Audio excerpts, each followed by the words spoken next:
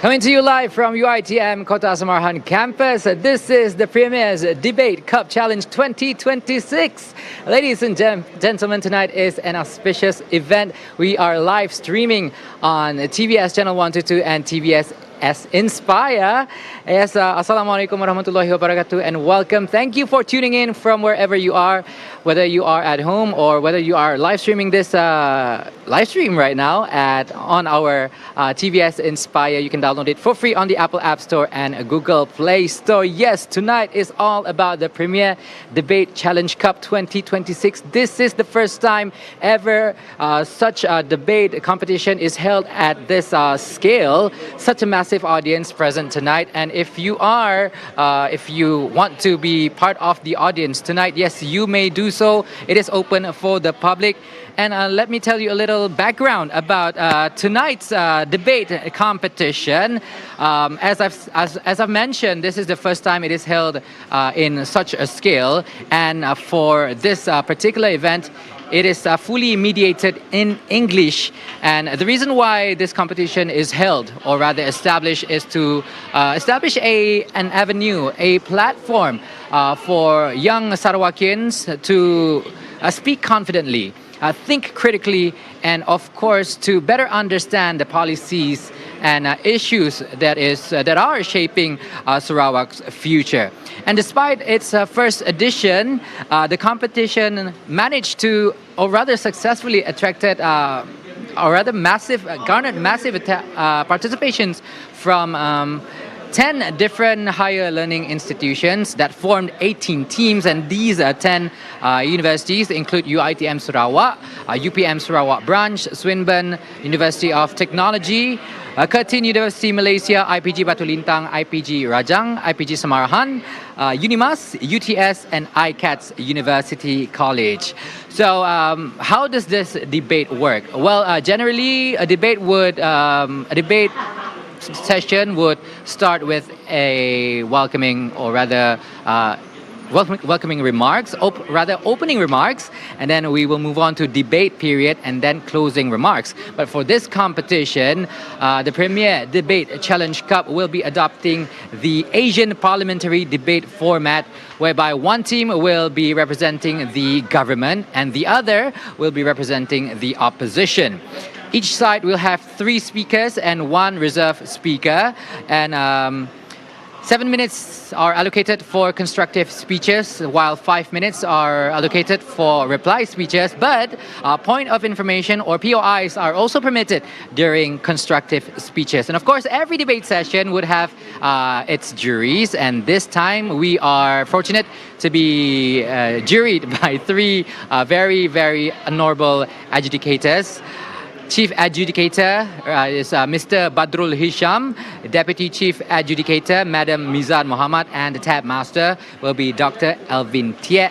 And the juries will be using 3 main elements to score the performance of the debaters, and the 3 main elements are matter, method, and manner. 40% for manner, 40% for matter, and another 20% for method.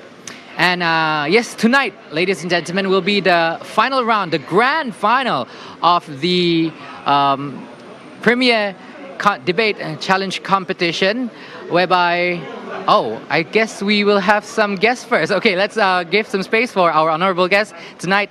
Dato Sri, over to you. Yes, they'll be taking a photo op first.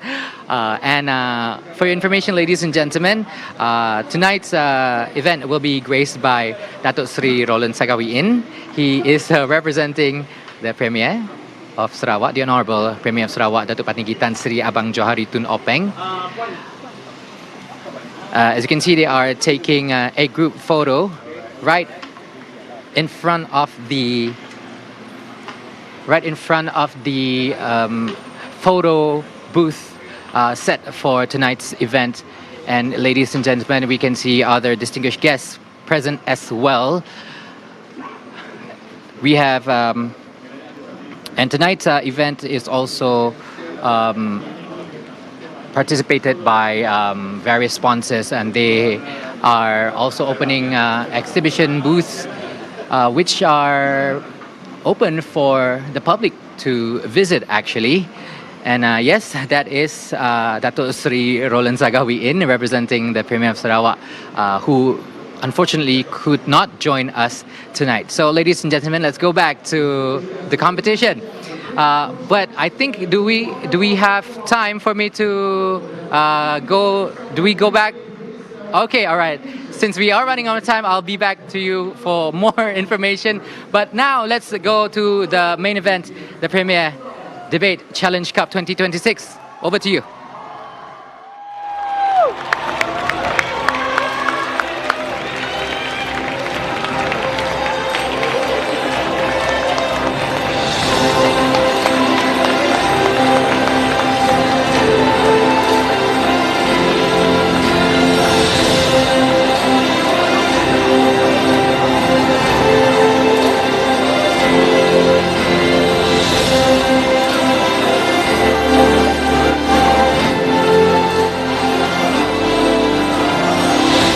Ladies and gentlemen, also currently being marched to the stage onto the podium is the Challenge Trophy.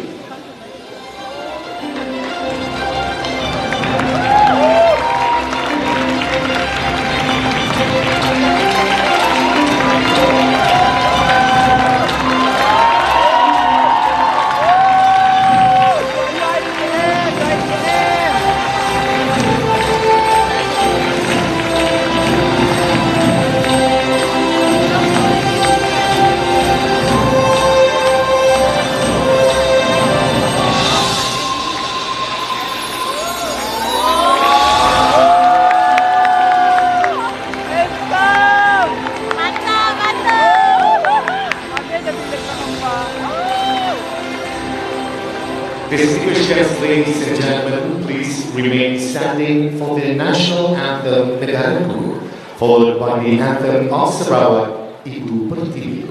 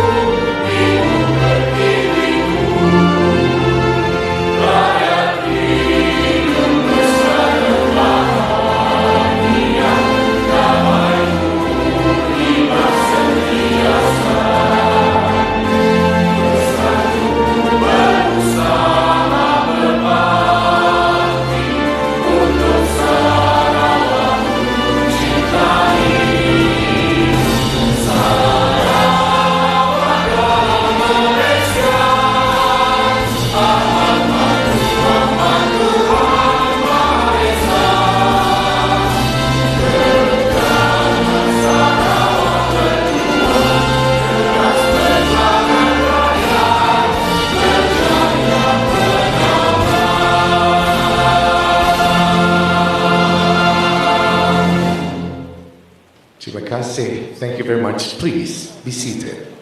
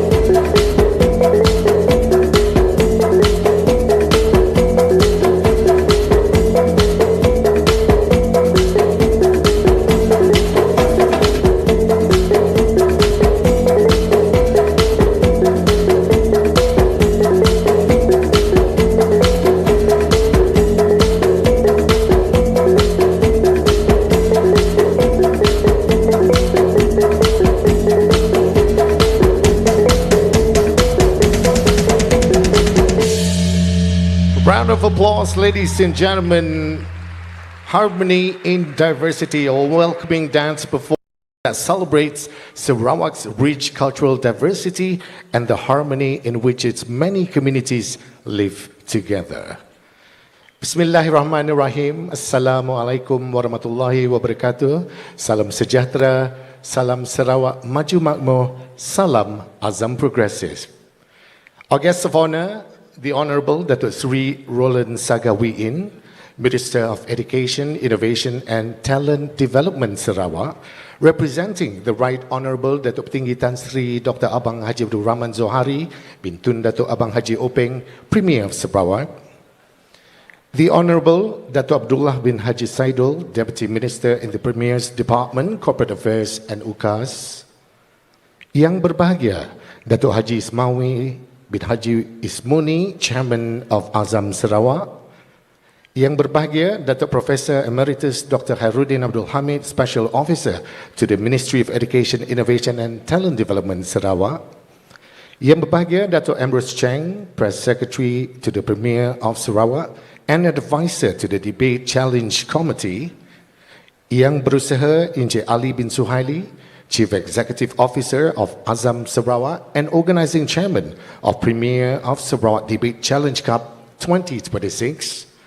Yang berusaha Professor Dr. Firdaus Abdullah, Rector of UiTM Cawangan Sarawak, and to all distinguished guests, sponsors, representatives from participating higher learning institutions, viewers across Sarawak and beyond, watching us live on TVS Channel 122, ladies and gentlemen, good evening and a warm welcome to the grand final of the Premier of Sarawak Debate Challenge Cup 2026. Now, briefly, ladies and gentlemen, theme Engaging Minds, Advancing Sarawak. The Premier Sarawak Debate Challenge Cup 2026 is an initiative by Azam Sarawak created to encourage young Sarawakians to think critically, speak confidently, and better understand the policies shaping Sarawak's future.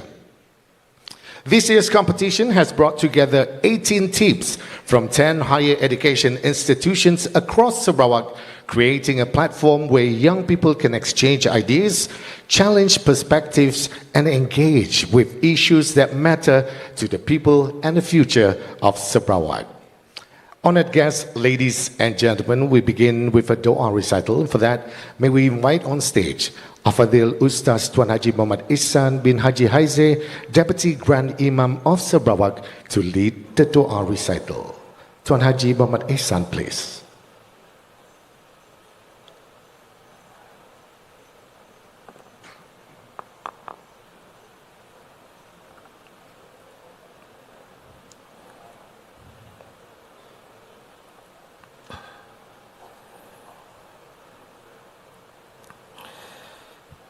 بسم الله الرحمن الرحيم الحمد لله رب العالمين حمد الشاكرين حمد الحامدين حمدا يوافي نعمه ويكافئ مزيدا يا ربنا لك الحمد كما ينبغي لجلال وجهك وعظيم سلطانك اللهم صل وسلم على سيدنا محمد وعلى آله وأصحابه أجمعين.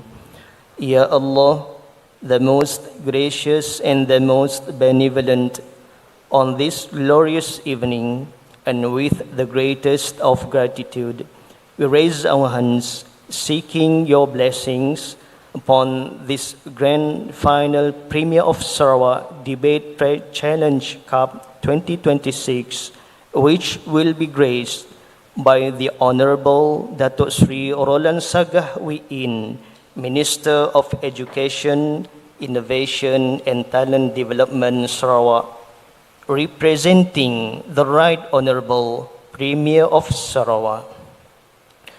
Allahumma ya Allah, ya Fattah, ya Alim, ya Allah. Please grace this occasion with your blessings and mercy. May we achieve all its noble aims and objectives. Grant divine guidance, keen intellect, and eloquence in speech to the debaters, competing tonight, may this occasion be a meaningful platform for them to sharpen their intellect, broaden their perspectives, and develop the confidence to become responsible leaders of tomorrow. Bless all the participants, coaches, teachers, adjudicators, and organizers. Grant them wisdom, fairness, patience, and integrity.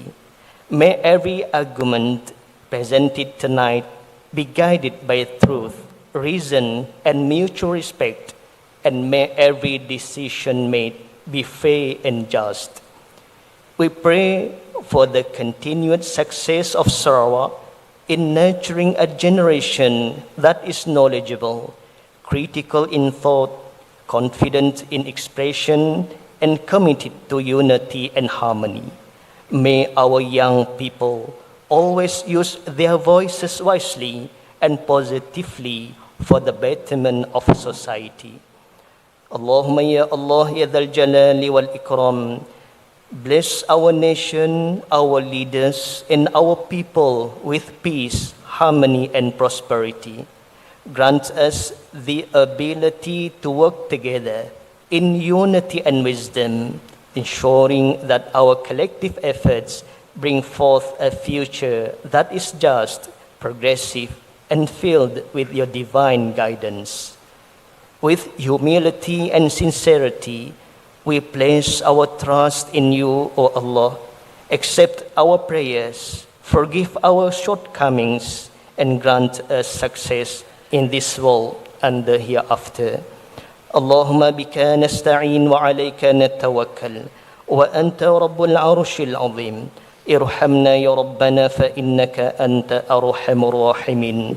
Wa sallallahu wa sallama ala khairi khalqihi Muhammadin wa ala alihi wa ashabihi ajma'in. Walhamdulillahi rabbil alamin. Our special thanks and appreciation to Al-Fadhil Ustaz Tuan Haji Muhammad Ehsan bin Haji Haize for leading the Dua recital. Honored guests, ladies and gentlemen, now before we witness the grand final tonight, allow me to take you briefly through the journey of the Premier Sarawak Debate Challenge Cup 2026, one that is designed not only to test the art of debate, but to broaden perspectives, sharpen minds, and prepare our young debaters for this very stage. The journey began on 13 and 14 of August as participating teams from across Sarawak arrived for the inaugural championship. Now, beyond the debate chamber, participants experience another dimension of Sarawak through a visit to the Borneo Cultures Museum, followed by the Kuching River Cruise, bringing together participants, sponsors, and members of the media. Then on August 15th, the focus turned to preparation. Through an intensive debate workshop, participants sharpened their skills in parliamentary debate, motion analysis, case building, rebuttal, points of information, and debate strategy, followed by a technical briefing ahead of the competition. The journey then moved beyond the classroom and into the realities shaping Sarawak today. Through engagement sessions with Bintulu Port, Press Metal, and Sakufa, participants heard directly from industry leaders, gaining valuable perspectives on development, connectivity, industry, and the changing economic landscape of Sarawak. Now, starting yesterday, all 18 teams entered the preliminary rounds. And across 3 demanding rounds, arguments were tested, positions challenged, and teams pushed to think critically, respond under pressure, and defend their ideas with clarity and conviction. What began with 18 teams and 74 young debaters has now come down to 2 finalists, 1 final motion, and 1 Premier's Challenge Cup. Engaging mind, advancing Sarawak. Let the grand final begin. This is the Premier of Sarawak Debate Challenge Cup 2026. Ladies and gentlemen, already in their position, we'd like to introduce everyone first to our panel of adjudicators. Our chief adjudicator, ladies and gentlemen, is Professor Datuk Dr. Ramzah Dambul, Chief Executive Officer, Affiliation, Institute for Development Studies. Let's hear it for Professor Datuk Ramzah. Also among our panel members are Mr. Ahmad Badrul Hisham Cik Kasim, Chairman of Sustainable Resources Association. We also welcome Madam Mizan binti Muhammad, Co-Coordinator of Dar Al-Hujah Interdisciplinary Research Unit and Dialectic Argumentation and Rhetoric, International Islamic University, Malaysia. Also pleased to welcome Dr. Kiran Sudara Raju, Head of Borneo Biodiversity Laboratory Institute of Ecosystem Sciences, University Putra, Malaysia, Sarawak. Also among our panel of adjudicators, Mr. Ivan Avatovics, Corporate Trainer, Leadership and Communication Coach, Top 5 Speakers at Asian Debating Championship and Best Asian Team at Australasian Debate. Our next panel of adjudicator, ladies and gentlemen, is Ms. Sophia Ong Pei-Chen, Manager, Corporate Communications, Yayasan Sarawak International Education, Sendirian Berhad. And last but not least is Madam Madeline Ko Chung Wei, Academic Lecturer from Institute of Teacher Education, Batu Lintang Campus. And now, ladies and gentlemen, it's time to invite our finalists on stage. Introducing first team from Swinburne University of Technology, Sarawak, also known as Swinburne Jolly.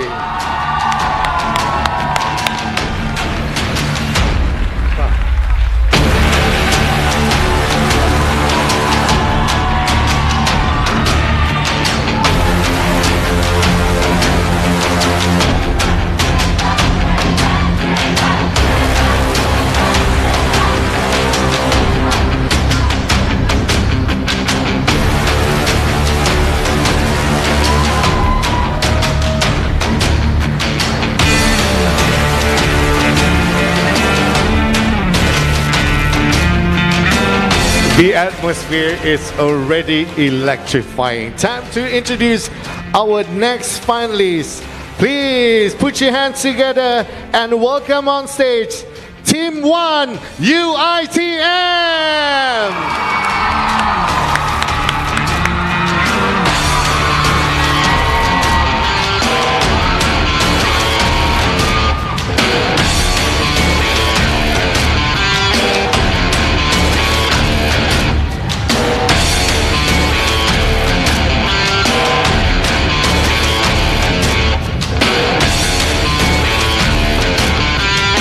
And to chair the session, ladies and gentlemen, our speaker this evening is Mr. Ahmad Hisham.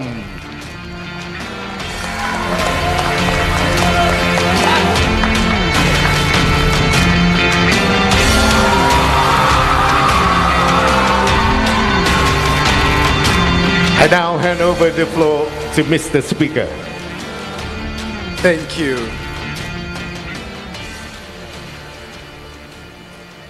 Please be seated. Our government bench, opposition bench, please be seated. Judges, the score sheet are presented in front of you. If there are any markings, please raise your hand for us to proceed. Thank you very much.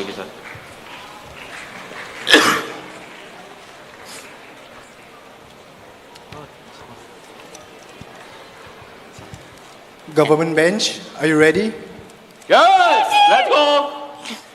Opposition bench, are you ready? Ready? Yes, we're ready. Thank you. Now, we start. Good evening, honorable adjudicators, timekeeper, debaters, and the member of the audience. Welcome to the grand final of Premier Sarawak Debate Challenge Cup 2026. I'm Abad Hisham, and it is my absolute privilege to serve as the chairperson for this session. Now, we are gathered here today to debate on the motion. This House believes that the Bintulu Port's greatest investment for the future should be in Sarawak's young talents rather than infrastructure. Representing the government bench, coming from Swinburne, we have Joel Anak Jack as the Prime Minister.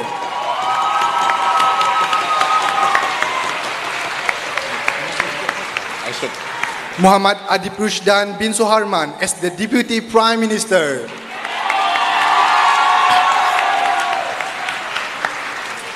Adrian Kamarn Anak Ignatius Nyaleng as the Government Whip. Muhammad Haziq bin Solami alias Halmi as the Reserve. And representing the opposition bench, we have UiTM. Christian Angel Terry as the leader of the opposition. Love you, UiTM. Ethan Hope Eric as the deputy leader of the opposition. Love you, Ethan. Zara Adilia Fatia binti Madzalan as the opposition whip. Daphne Harry Bennett as the reserve. Thank you. May I also introduce our esteemed panel of the adjudicators for this round. The adjudication panel is led by the Chief Adjudicator, Prof. Dr. Ramzah Dambol, Chief Executive Officer of Institute of Development Studies.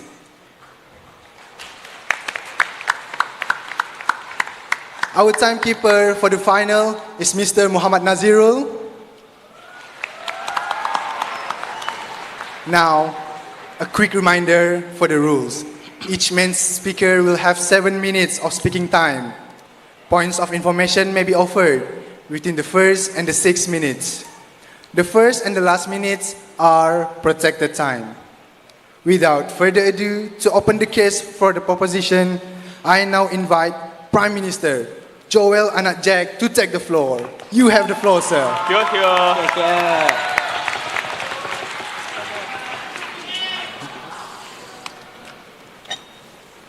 Testing, testing. Am I audible? Am I clear? Judges? Okay. Then I'll start my speech, timekeeper, in 3, 2, 1. With the freshly acquisition of Bintulu Port back in July, the question then posits, what should Sarawak State Government or what should Bintulu Port do for its future? Well, we believe on the government side here, the most important investment that they could do is then to invest into the young Sarawak's talent. But before I begin my speech, honorable judges, honorable guests, panels, timekeeper, Mr. Speaker, opponents, teammates, and everyone on the floor today, I bid good evening to all of you. In my speech today, I do 2 things. Firstly, I'll provide framing and some nuances and context that this motion needs for it to make it debatable. And secondly, I'll provide the first argument coming from side government under the keywords of why developing young talent is important. So then, let's move to the first component of my characterization on the definition. So how do we actually define what exactly the greatest investment looks like? Well, we define greatest investment. This means that this investment is the most important out of them all. This investment means that these benefits outweighs all the other investments that Bintulu Port could have done. Secondly, what does Sarawak young talent look like? Understand that Sarawak right now has a lot of youth, especially talented youth that Sarawak themselves have started to cultivate, have done a lot of programs to make sure these talents are being shown, especially with the creation of MEITD, right? And thirdly, what does infrastructure looks like within this debate? Understand that opposition today have to defend what infrastructure is and what exactly does this looks like. Well, we believe the way to the future for infrastructure is actually to go to automation. We believe that this is the easiest way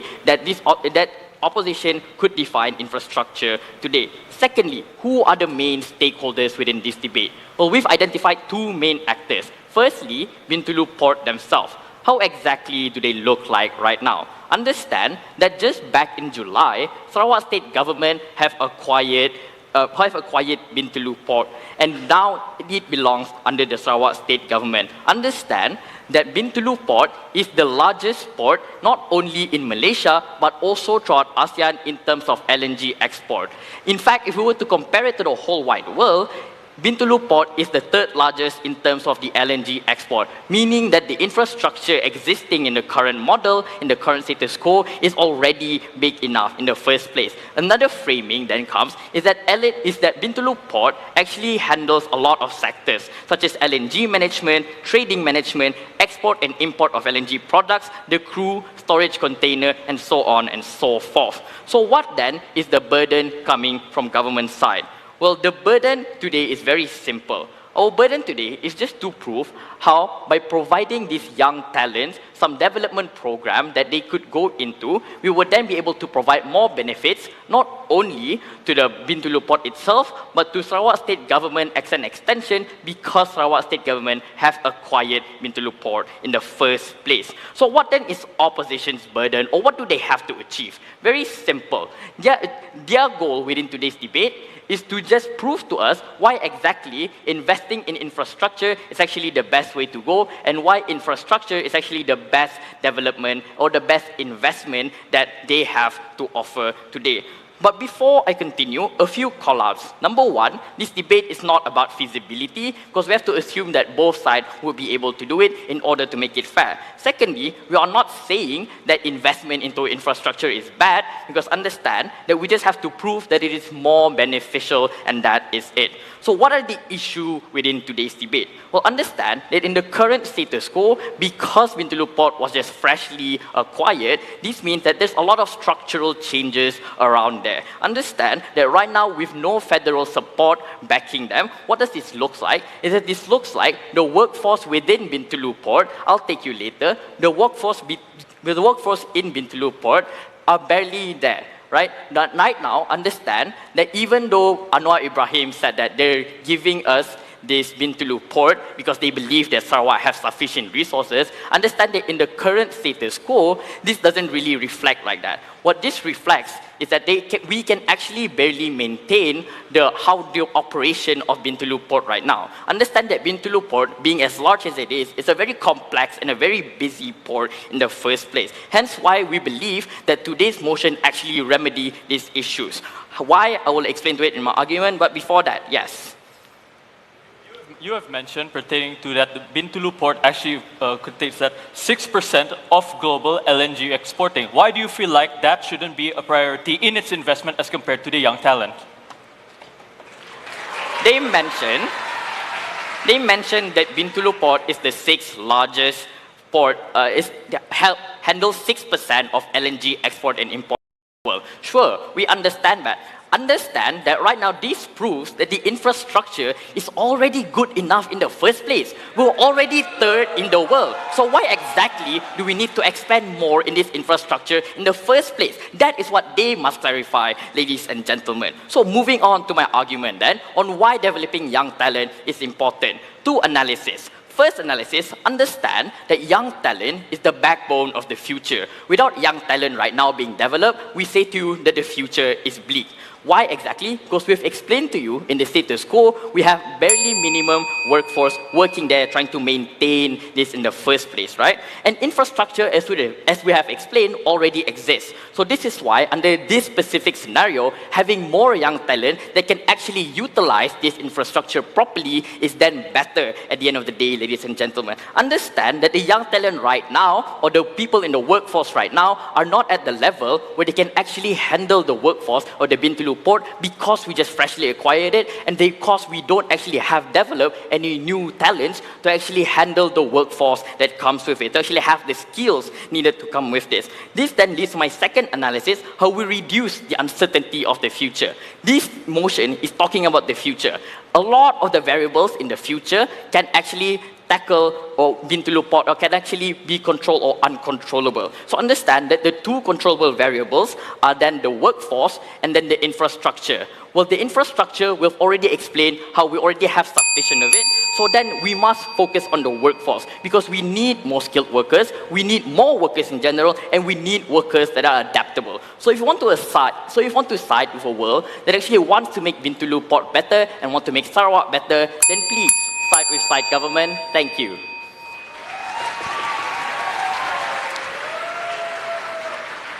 Thank you, Prime Minister. Now, to open the case for the opposition and to respond to the government, I now invite the leader of the opposition, Christian Angel Terry, to take the floor.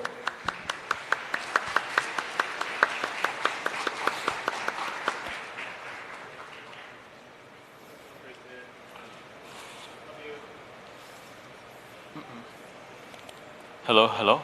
Hello, can you hear me? Okay.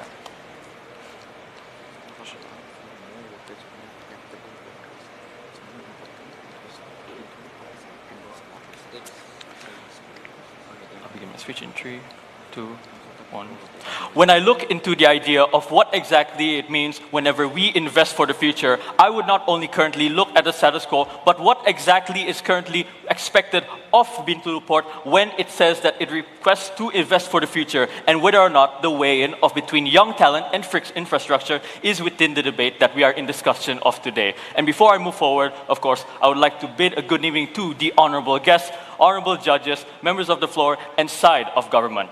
First and foremost, how the speech of my debate will go will, number one, I will first of all highlight what the Prime Minister has not completely defined clearly in regards to their framing, and at the same time, I will go into the argument of what they have mentioned within the status quo that they have not clearly clarified, and then I will go into my one and only argument. First and foremost, in my rebuttal, they have mentioned that the idea in where greatest investment, of course, currently outweighs due to, in their argument, they said that currently there is no developing workforce. However, ladies and gentlemen, as we understand in the state of Sarawak, this developing workforce is currently existing in where the free tertiary education scheme within the institutions that is signed under. All of these different institutions produce graduates, and as well as producing graduates, these graduates inevitably will always go towards the workforce that they claim that is not in development. So that part of their argument could not stand due to the idea of this factor existing in the first place. And at the same time, they mention consistently that Bintulu Port does not have federal support. However, ladies and gentlemen, when they mention in regards to federal support, the Bintulu Port itself is one of the main hubs for LNG export. That in itself is a source of revenue. Even without the said federal support, the same people within Bintulu Port are able to circulate this same type of revenue to themselves. So in the end, with or without it, the Bintulu Port still stands at the end of the day. Now, before I move forward, yes, I'll take one. So you mentioned FTES being a way of developing young talents, right? But understand that within this case, we want to invest them specifically into Bintulu Port, which doesn't have the same skill set. Please clarify. This same skill set that you mentioned that is not the same is currently being developed as we speak. These different institutions offer the same exact courses in which where Bintulu Port mainly emphasizes its focus on, not according to just in terms of the said institutions' courses, but in accordance to the post-COVID development strategy of 2030, in where they focus on not only economic prosperity, but also in the development of the young. Now, let me go on towards the current status quo, in which where the Prime Minister has not really defined entirely. In the current status quo, we understand that Bintulu Port acts as not only one of the biggest hubs, for LNG export, but the hub itself is the core of development when it comes down to the idea of Bintulu's area in the idea of development. Places such as the Samalaju hub are currently dependent on the Bintulu Port's entire infrastructure and its current idea in this phase of development. When Sarawak, currently in the state of an industrial phase in where development is constantly bustling, it is important to take into account that infrastructure is playing a core part in not only development, but also ensuring the workforce that the side of government said that they wish to give to requires requires a proper place in not only for work, but as well as in sustaining their current position as one of the largest LNG exporters currently existing in the ASEAN areas. Now, with that, I will now go into my one and only argument. I will reject your POI. Now, one of the arguments that I will bring up today is the urgency in development. Now, when we define urgency, we do not necessarily mean that we wish to rush this entire project of, we do not wish to rush the entire idea of infrastructure investment in a capped period of time. That in itself as well was not defined properly by the Prime Minister. When we discuss regarding of the future, what exactly is the cap of year, or what exactly would they define as the future? Is it 5? Is it 10 years? That was not clearly stated by the Prime Minister. Therefore, ladies and gentlemen, I will now discuss again, bringing up the urgency of development according to the post-COVID development strategy of 2030. Let's say in 10 years from now, in the year 2036, the idea of infrastructure development at that time is necessary in accordance to this policy or this scheme that was stated by the Sarawak state themselves. Because not only will we pass that deadline in the far future,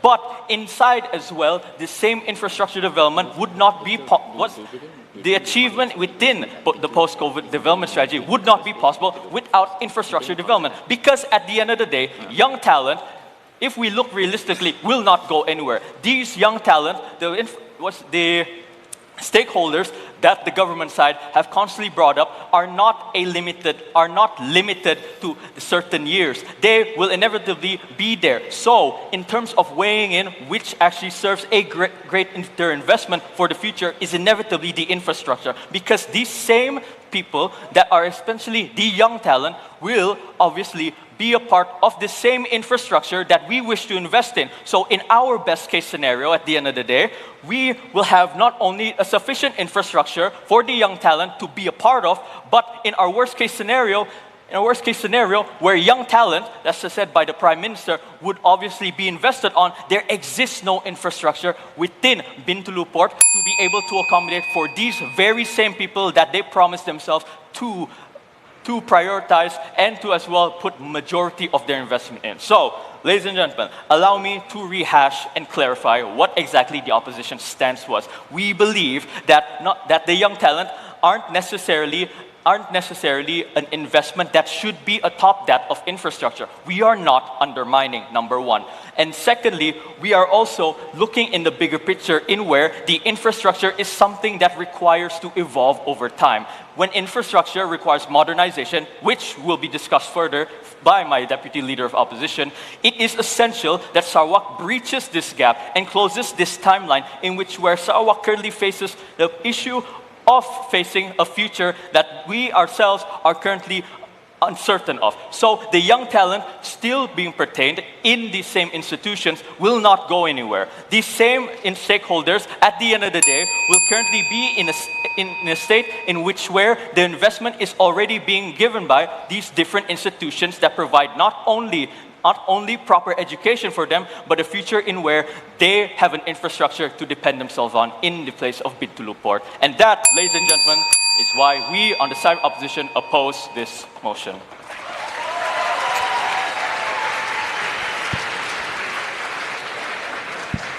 Thank you, Leader of the Opposition. Now, to continue the case for the government, I now call upon the Deputy Prime Minister, Muhammad Adib Rashdan bin Suharman, to take the floor. Let's go, Deb. Yeah. Yeah. Alright. I assume I am audible? Alright. Where's my timer? Okay.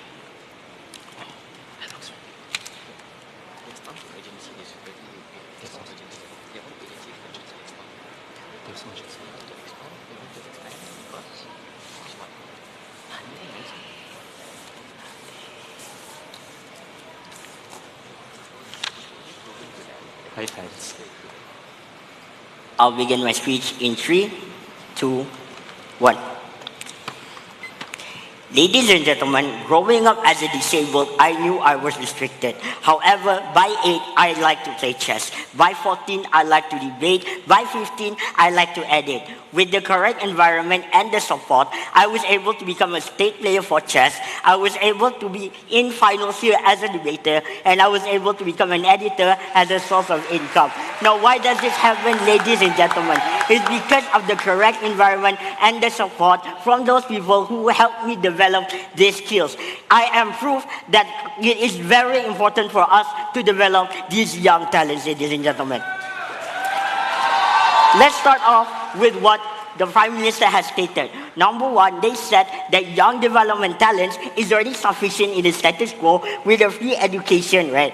However, we would like to argue here that educational is not the same as work experience. Here, we already told you that we focus on the specific skill sets needed to maintain the Bintulu Port. University and the courses is not enough to teach you the practicality on the skill set that needed to maintain Bintulu Port, ladies and gentlemen. And here, we've disapproved that FTES is not enough. Secondly, they keep on telling us on how beneficial infrastructure is. They didn't tell us what great of investment it is for the future, right? We have been telling you that young developments, even though it is not so free, even though it is not as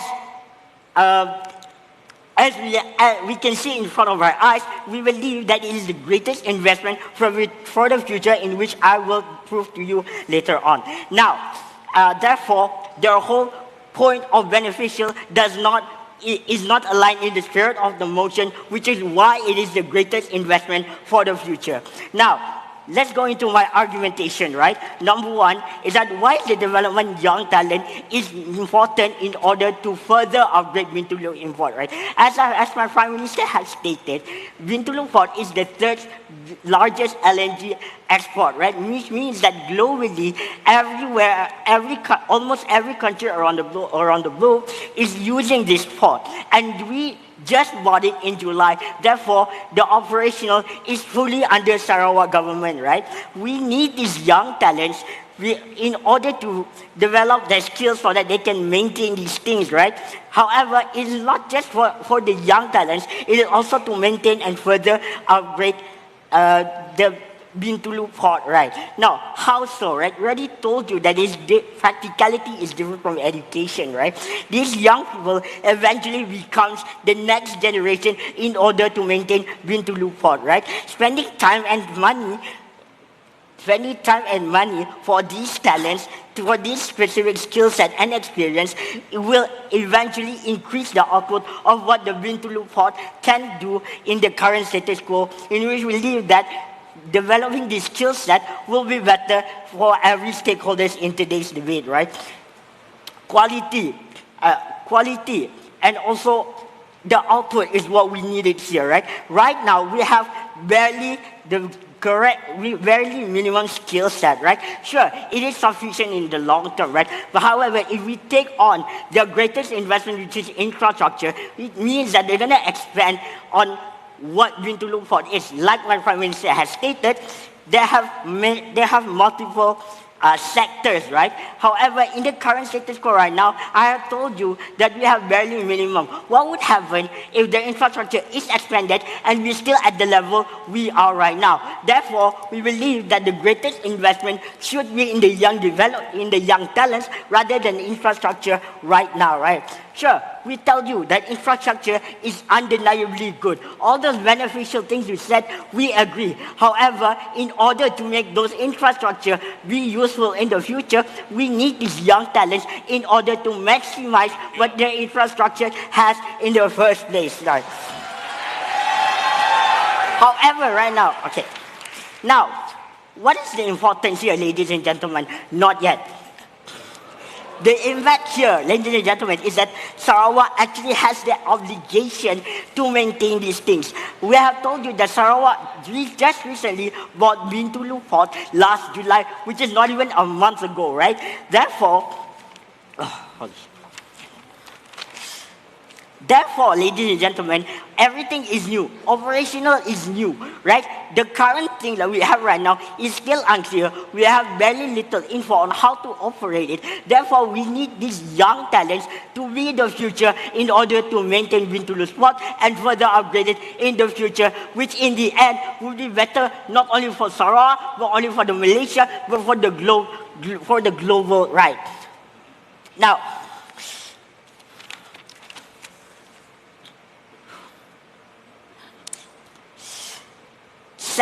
second on the impact, right? Not only we were able to upgrade the skill set needed in Bintulu Port, we also focus on these young talents, right? Sure, they can say something like, if we develop this much young talents, right, and then suddenly they don't want to work for Bintulu Port, they lost passion, right? In the worst case scenario, as if we have these young talents who actually have these skill sets, furthermore improving the average young to have this incredible complex skill set, right? So what we have proved to you here today, not only we have told you that infrastructure is pointless if these people doesn't know how to handle it in the first place, which is why we need this this development, right? Which is why we believe that it is the greatest investment. Mind you, the spirit of the motion is talking to you which one is better, but rather which one is the better investment for the future, right? In which we believe the infrastructure is not better than developing these young talents. Secondly, right, even if we don't develop, even if it doesn't help this Bintulu Port as much as they claim to be, on the very least, we have these young talents who have specific talents, who have this specific complex skill set that they can apply for in other fields. So, we have proved to you why Bintulu Port is going to be way better than their side of the house. And secondly, we also proved to you why it is better on every stakeholder in today's debate. With that aside, I've never been more proud to propose. Thank you.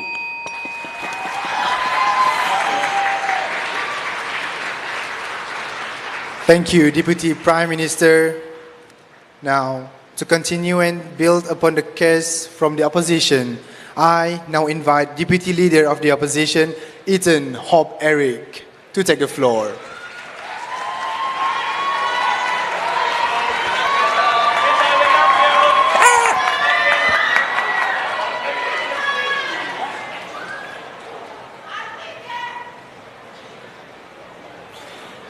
Testing. Am I audible, ladies and gentlemen? Test mic 1, 2, 3. Test mic 1, 2, 3. Am I audible? Yes. All right. Game on. Before I begin my speech, I'll begin my speech in 5, 4, 3, 2, 1. Before we begin, let us listen to a quote from our Right Honourable Yang Amat Berhormat, our Premier Abang Johari first. Ultimately, the decisions made today should always be for those who will inherit tomorrow. I'll give you one situation. You want to have a good education within the young generations. But first, you want to invest in the students first, or you want to invest in a good infrastructure? Same goes to the motion today, and same goes to our stance today as opposition, that we want this great investment to go in infrastructure first, then we can go invest in the young talent, ladies and gentlemen. So before I move further on, I will begin with my rebuttal, followed by my argument, which includes 4 aspects. I'm going to compare a world between the government and our opposition. I'm going to do a quick summary. So before we go further on, allow me to rebut one thing that I find which is completely flawed by the government. They've mentioned that there are not enough workforce in the current status quo. However, in the current status quo, the Sarawak government have already initiated in FTS programs, which is implemented in your own university, Swinburne University, which includes STEM, TVET, and also engineering courses. So why should Bintulu Port invest in the youth programs when we already have the existing initiatives that are solving this problem, ladies and gentlemen? So we move further on, now we go to my argument. So if I mentioned before I move further on into in-depth of my argument, I'm going to mention the stakeholders in my speech today. Number 1, Bintulu Port. Number 2, Sarawak government and the federal government. And also number 3, Samalaju Industrial Hub, which is linked to Bintulu Port, ladies and gentlemen. Now, why do we want to invest greatly in the infrastructure first. Number one, we want to expand Bintulu Port for the upcoming higher demand in the near future. Number two, we want to modernize Bintulu Port for better advancement in the near future. Number three, we want to achieve goals which is already in the existing framework based on the PCDS 2030. So before I move further on, any POI? Yes, please. To you, why education is not as practical as work experience in which we provide in our work. Can you please clarify that? Ladies and gentlemen, the government side clearly do not understand what I've said in the beginning. So moving on with my argument, ladies and gentlemen. Now, we move further on to the four aspects I've mentioned, in which I'm going to make into a quick and state flow. Number one, we move with governance. Number two, we go towards technology and innovation. Number three, we move towards business industry. And last but not least, we move to economy. So before, as I've mentioned, these four aspects, we ask questions according to it. Number one, can the government implement this effectively? Number two, does this encourage innovation within Sarawak and also Bintulu Port? Number three, how is this going to affect the companies who are about to invest in us in the near future? And number four, does it increase our GDP and does it increase more employment? So moving on with my argument, ladies and gentlemen. So we move on to governance first. Now, before we move further on, we have to go back to a few months back in July 2026, where Sarawak government have finally acquire Bintulu Port with a price tag of 1.8 billion. So what does this mean for us? It means Sarawak have full autonomy based on the MA63, where Sarawak have the full control of their harbour and on their land. So because of this, ladies and gentlemen, means we have full power to manage our own Bintulu Port itself, ladies and gentlemen. So when we have full rights to and we have full autonomy, it means we have full right to manage our own port towards investment for the sake of development growth for Sarawak in the near future, which is 2030 based on the PCDS. Now, when we have we have completed the part of governance which involves in autonomy and also the right to manage. We move on to the next one, involves technology and innovation. So when we have full right to manage, means we can put our full funding and we can greatly invest in the infrastructure by number one, technology and innovation. By number one, we try to enhance the facility towards green economy. Number two, we want to enhance digitalization in Bintulu Port. Why? Because stated in the PCDS 2030, Bintulu Port wants to achieve to become a full digitalized and also a green port, ladies and gentlemen. So we, as the opposition here, we don't just simply want to be ambitious. We have also aligned with the existing framework Sarawak to achieve in the near time. Because, ladies and gentlemen, PCDS is 2030, now it's 2026. So this gives out a sense of urgency that we want to help with the infrastructure first. Then we can move on towards youth talent. So we've done with technology and innovation. Third, we go to business and industry, ladies and gentlemen. So after we have expanded, we have modernized, we have upgraded our ports, what does this mean?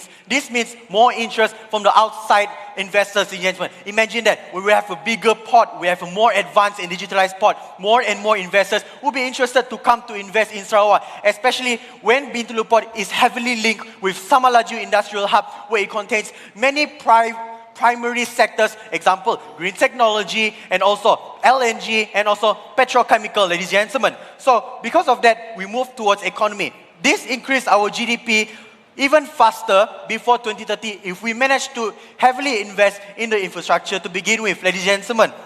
And also, ladies and gentlemen, because of this, we are even faster towards achieving PCDS 2030. So, before I move further on, I would like to compare our world and also the government world. In the government world, they want to heavily invest in young talent first. But as I've mentioned in the situation before, of course, you want to invest in your infrastructure first. When we have a fully modernized, digitalized, and more advanced and up-to-date port, young talent can be more innovative, more competitive, as they are matched with the standard of the current standard in the world, ladies and gentlemen. If we upgrade our infrastructure first, then, ladies and gentlemen, we can see how Sarawakian young talents can be on par or even better than the other international young talents out there, ladies and gentlemen. Now, the second thing, we come into an emergency situation. Let's say we don't want to upgrade our port first. Now we move to a current situation where in Kuching, Jambatan Sejingkat has already been done. What does this mean? This means most cargo ships want to invest, want to import into Pending Port has been blocked. Why? This leads to all of the cargo ships have to divert to Bintulu Port. But however, we have a problem. Bintulu Port is slowly going towards overcapacity, and how is this going to solve? That's why we want to solve Bintulu Port infrastructure first, that it can help solve with emergency situations in the near future. And because of that, ladies and gentlemen, it will slowly it will slow the economic growth for Sarawak. So how can the government want to help Sarawak improve, ladies and gentlemen? However, on our side, we upgrade our main asset of the state, our region, and we open more opportunities, and we want to achieve the PCDS 2030. So because of this, ladies and gentlemen, I've already answered the 4 questions based on the 4 aspects. And because of that also, ladies and gentlemen, we also achieve 7 strategic thrusts on the PCDS 2030. Number 1, economic structure. Number 2, ease of doing business. Number 3, digitalization and also execution. And number 4, environmental sustainability. Therefore, ladies and gentlemen, in this world, in this arena right here, we as the opposition side, we don't come here to play. We want to bring Sarawak more further. We want to bring Sarawak towards a more developed stand. Ladies and gentlemen, therefore, we as opposition should win this debate already. Therefore, opposition, thank you.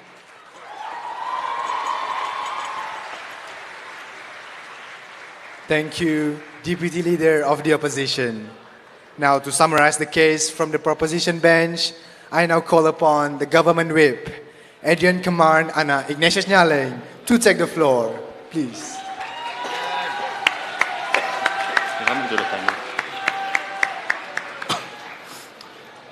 Before I begin my speech, give me a few minutes to go give a shout out towards the Swimmer Debaters Club for funding us going into this tourney. I know we've been training for only 2 weeks, we got so far. Especially shout out for my team B. I'm sorry that we demolished you in semi-finals. A shout out to Unimask and Curtin and also UiTM for being our sparring partners, as well as Taylor Debaters, as well as University of Reading. And shout out towards my parents who are watching here right now. Hi. I'll begin my speech on my first word.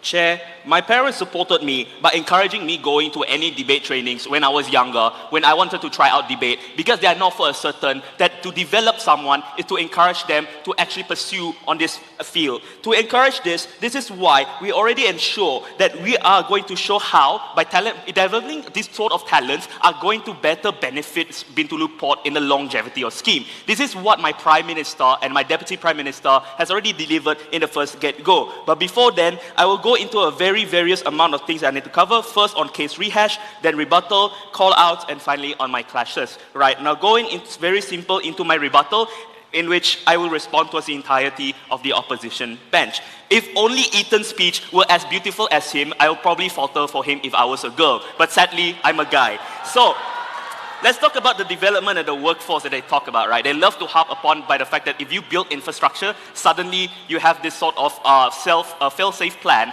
that they are going to develop talents. Well, sure, let's agree to that. Let's be charitable for a second, right? Let's be charitable to the notion that, okay, it might generate talent, but to what degree? You are creating talents that are general, i.e., it is applicable to everywhere, but you are not a master of anything. That means you are not going to have these specialized skills that are required to be in Bintulu Port. Understand through our characterization, rejected, understand under our characterization that Bintulu Port is the third world largest and third world busiest LNG exporter / port, and also Malaysia's one and only port exporter that can handle LNG. That means these skills are something that is really, really important, and it's not something to fiddle around with. Because again, we control the 6% of all of the oil and gas supply around the world, basically on par with Strait of Hormuz. So that means, right, any significant delay, any 1 minute delay will be in a trickle-down effect towards the whole operations, and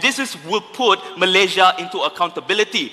Who can Malaysia point it on? The Sarawak state government. This is why it is more imperative for the Sarawak state government to do something about it, to figure out what's wrong, because this will create this sort of incentive that the federal government has more incentive to actually take back the port, because we are seeing that Sarawak is struggling. Because understand that my Prime Minister and Deputy Prime Minister has insinuated throughout the whole debate that first of all, that we just recently got this port. We don't have exactly a right idea of what to do with with it, though we already know a future landscape of it. However, we already have people who can barely manage it, i.e. we're meeting the bare minimum, only the reason why the federal government decided to give it to us. How can we then improve this? Very simple. We are developing the workforce, developing the skill. Understand the motion is that whether or not the greatest investment for the future is on the talent or the infrastructure. But before I explain more, save yourself.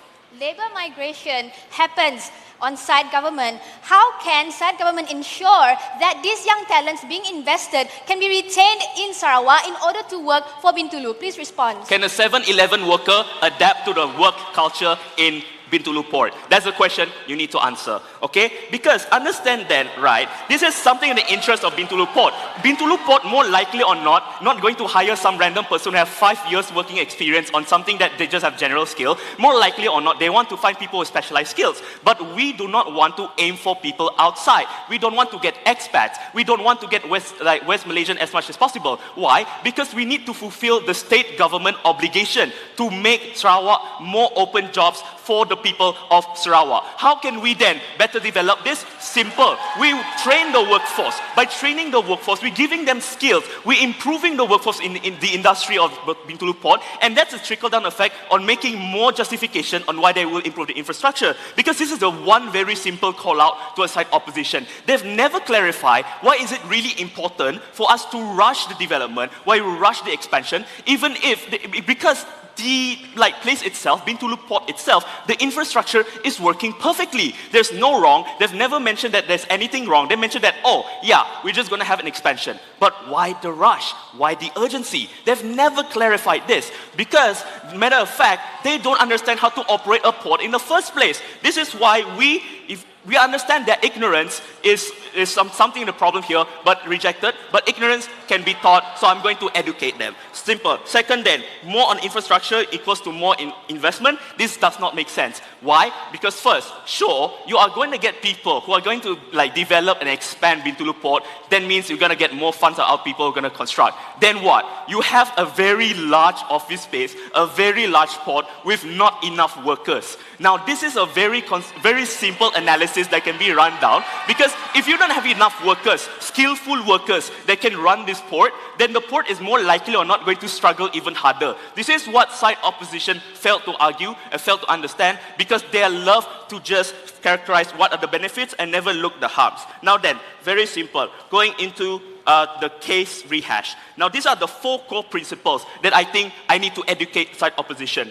First, people and talent are the future and the backbone of any company or any nation. If you're not properly developed on your social welfare of your people, if you cannot develop your worker in the first get-go, if you cannot develop any sort of skills to uplift the people of Sarawakian who really deserve this job, then what's the state government obligation? We have failed them as a state government. We have failed these people to provide the jobs that we promised them. This creates a huge major distrust of the people of Sarawak against Bintulu Port, against the state of Sarawak government. This distrust is what creates a political distrust, and what's not, this will vigorously affect the economy. Because how would then people are going to invest in Bintulu Port if they see that the political landscape is very wishy-washy? So, and second, we have the bare minimum of manpower and skill. So that means there's create more incentive for the state government as well as Bintulu Port to actually invest their money and resources to help uplift the people of Sarawak. Third then, federal government has more incentive to take back the port if we are struggling. This is a notable fact because recently we only got this port, right? If we are struggling in the next 5 years and they see a progress that we're sluggish or we are not doing well, more likely or not, they want to save Malaysia's economy for the betterment of not only Sarawak but the whole of the state.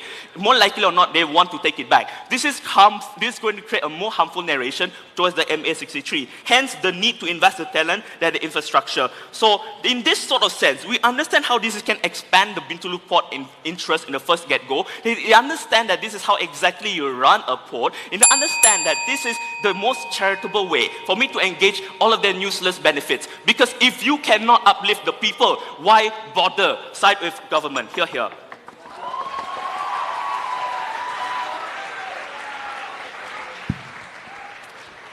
Thank you, Government Whip. Now, to summarize the case from the opposition bench, I now invite the opposition whip, Zara Adilia Fatihah binti Mazalan, to take the floor.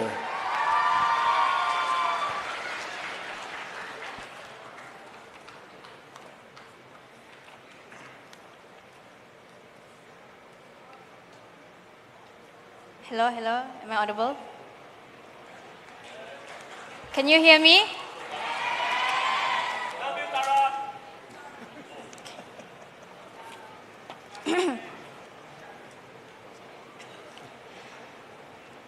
Panel, Bintulu isn't just important to Sarawak. Sarawak is important to the world because of Bintulu. This is the reason why on side opposition, we believe that Bintulu Port's greatest investment for the future should be in infrastructure rather than young talent. Now, today in my speech, I'm going to be doing a bit of housekeeping. Second of all, rebuttals on three of the speakers on side government. Thirdly, clashes detected in today's debate. Now, first of all, Chris has already mentioned to you that the definition of infrastructure today can be included with center cryogenic storage, purpose-built loading terminals, and much more infrastructure that Bintulu Port requires for it to operate on a daily basis. Second of all, the future that we want to characterize today is in the same vein as PCDS 2030. Now, PCDS 2030 is only in 4 years, ladies and gentlemen. Understand that due to this small time frame, right, we on the side opposition have a much more urgency for us to deliver in revenue and deliver results because of development in infrastructure, ladies and gentlemen. Now, let's talk about the first speaker on side government. Now, Joel mentioned that young talent is the future. However, due to this, there is a minimum amount of workforce that is able to sustain the development and the day-to-day basis operations of the Bintulu Port, ladies and gentlemen. However, the minimum workforce that they are talking about are the very workforce that contributes to the daily operations, that make the 6% supply on the whole world from Bintulu Port, ladies and gentlemen. We believe that this is a misdemeaning of the workers who work in Bintulu Port, ladies and gentlemen. Now, second of all, Ethan has already mentioned to you that when they say that there is no workforce being developed, right, this is directly going against PCDS 2030, whereby in the university, Swinburne University, they are the ones who implement FTES, which carries TVET courses, which carries STEM courses, which can contribute to Bintulu Port. And when this happens, right, young talent is already cultivated. Thus, this already is being achieved on our side of the world. We believe that on-site opposition, infrastructure must be invested more in because it would, number one, yield more results. Number two, there is much more urgency because of PCDS 2030. Number three, there is much more need for development and much more need for investment in order for this investment to yield much more results. Now, before I move on to the second rebuttal, yes. A simple yes or no question. Did you or did you not defy our issue? And if no, please explain why. The issue in today's debate, right, is on-site government, they don't understand that young talent does not completely contribute to the development of Bintulu Port. We believe that infrastructure is a much more better way, much more vital way for Bintulu Port to invest in order to not only increase the economic value of Sarawak, but also increase the value of Bintulu Port in of itself. Now, second of all, let's take them at their best, right? Even if youth was invested in, there is no way for side government to retain this youth in Sarawak in order for them to contribute to the Bintulu Port. Why? Labor migration still happens on side government because they did not provide any mechanism for us to understand how these young talents that is being invested in can become the very people that work at Bintulu Port. Ladies and gentlemen, we believe that this mechanism or lack of mechanism does not stand. Now, let's talk about others. Adib, they said that there is not enough workforce to maintain the operations at Bintulu Port. However, the Samalaju industry hub, right, exists because of the very workforce that works for Bintulu Port, ladies and gentlemen. We don't understand how side government can so easily demean the workers that contribute to the 6% of supply in the whole world, ladies and gentlemen. And second of all, they also said that there is very little info on how to operate, and there is very little info on how we can be able to contribute to the infrastructure and how to contribute to Bintulu Port. However, again, Bintulu Port exists for a reason. Bintulu Port has been operating for years and it has been yielding results, yielding revenue. So we don't understand why they say that there is too little info for Bintulu Port to operate, which requires a much more workforce, a much more better workforce, ladies and gentlemen. This is redundant on-site government. Now, they also mentioned that on Adrian, right, they said that there is not enough workers. However, again, there is an existing workforce that contributes to Bintulu Port every single day. The people that operate, the people that plan, the people that strategize at Bintulu Port in of itself are the very people who contribute to the revenue of Sarawak. Not only Sarawak, ladies and gentlemen, those people are the people who contribute to the economic value of Malaysia. Now, let's move on to my clashes. Who better contributes to Bintulu Port's future, right? Now, side government only want to increase human capital. We take them at their best, sure. However, again, we say that labor migration happens. They did not provide a proper mechanism on how to retain these talents.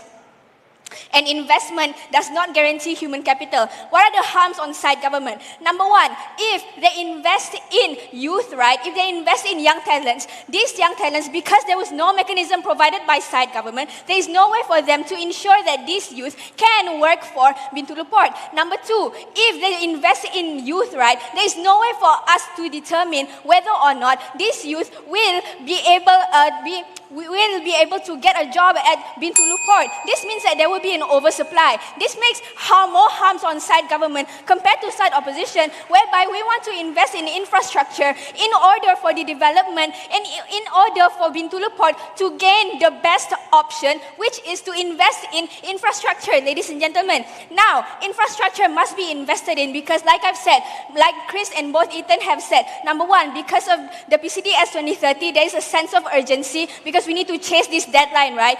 So this means that better investment in infrastructure would be able to fulfill the requirements for us to fulfill all the goals that we want in order to reach the deadline of PCDS, ladies and gentlemen.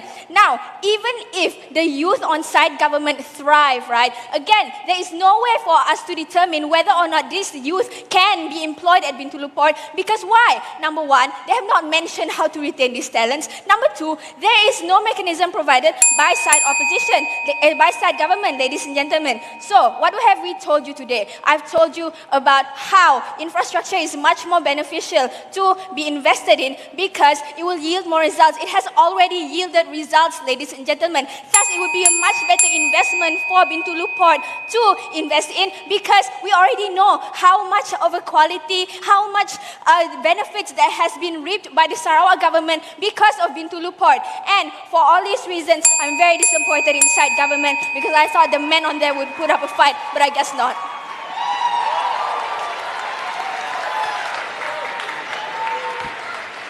Thank you, Opposition Whip. We now move into the reply speeches. Reply speeches are 4 minutes long and no POIs may be offered during them. To deliver the reply speech for the opposition, I invite Christian Angel Terry to take the floor.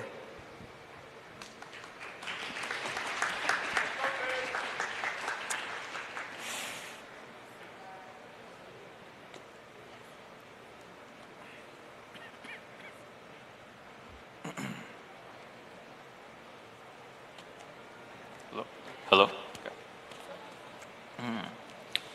3, 2, 1. Before I start with my reply, of course, I would like to say one thing. If the case of the side of government was as attractive as the three of them standing within that bench, then we at the side of opposition would heavily consider. However, ladies and gentlemen, that is not the case, as we on the opposition realize a few of these fallacies and gaps within their argument in which where they had not completely addressed. Now, let us look into both of our worlds here. They, on the side of government, pertain on the idea of investing in young talent being that of greatest investment for the future of Bintulu Port. Now, when we think in regards to the definition of what a greatest investment is, we think about reaping the of where it be able to yield the best for benefits, and as well as how it, of course, directly contributes to that of Bintulu Port. Side of government constantly mentions on how the young talent that should be invested in would be a priority over that of infrastructure. But they have never mentioned specifically how exactly the young talent directly contributes to not only the Bintulu Port's investment for the future, but as well as how it also they neglected completely on the idea of infrastructure being a core part of Bintulu Port's entire concept. So allow me to walk forward to you with one of the few things that I mentioned, where workforce and developing skill, as well as part of being investing in the young talent, has played a priority. How exactly does this play over a priority over infrastructure when there is nothing there to work with to begin with? Bintulu Port itself will reach not only this stagnant state in where it is not currently not chasing the pacing of development because of not only due to the PCDS 2030, but as well as the current state of the status quo that Sarawak is currently facing, in which where it is an industrializing state facing different kinds of volatility in development. That is why it is important that for the greater investment for the future, the infrastructure must stand. Where would you be if you did not have grounds to stand on, regardless of how much knowledge you hold? Without foundation, there is nothing, not even a platform for these young talent that the side of government have constantly pressed on to actually stand with. Their knowledge, their work skills will not only be part of Bintulu Port's underdeveloped infrastructure, but at the same time, Bintulu Port will not only just capacity, but they never really explained how in the long run, when putting the young talent over that of infrastructure, would ever yield any benefit that will not only provide better investment, but at the same time consistently allow for the status quo that Bintulu is currently facing to advance at the place that they are right now. So now, ladies and gentlemen, allow me to clarify once more. We on the opposition do not undermine the idea of young talent. Side of government just haven't necessarily put the picture in the bigger frame in where we already provided that gap in the idea of what future is. Future pertaining to what is about to come in the future following the current status quo. That is for multiple reasons. Number one, in which where the current young talent will never ever reduce. It is never currently in the area of insufficiency. The young talent will always be there and will always be up for investment by the same people in Bintulu Port. Therefore, they need to only do one thing. And where the side of opposition stands on that is that the infrastructure must be built upon for these young talents to have somewhere to put their skills to work. And with that, ladies and gentlemen, is why we on the side of opposition would happily oppose.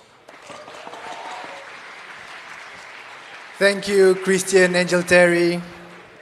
Now to deliver the final reply speech and to close the case for the proposition, I invite Joel Anajek to take the floor. Let's go, Joel.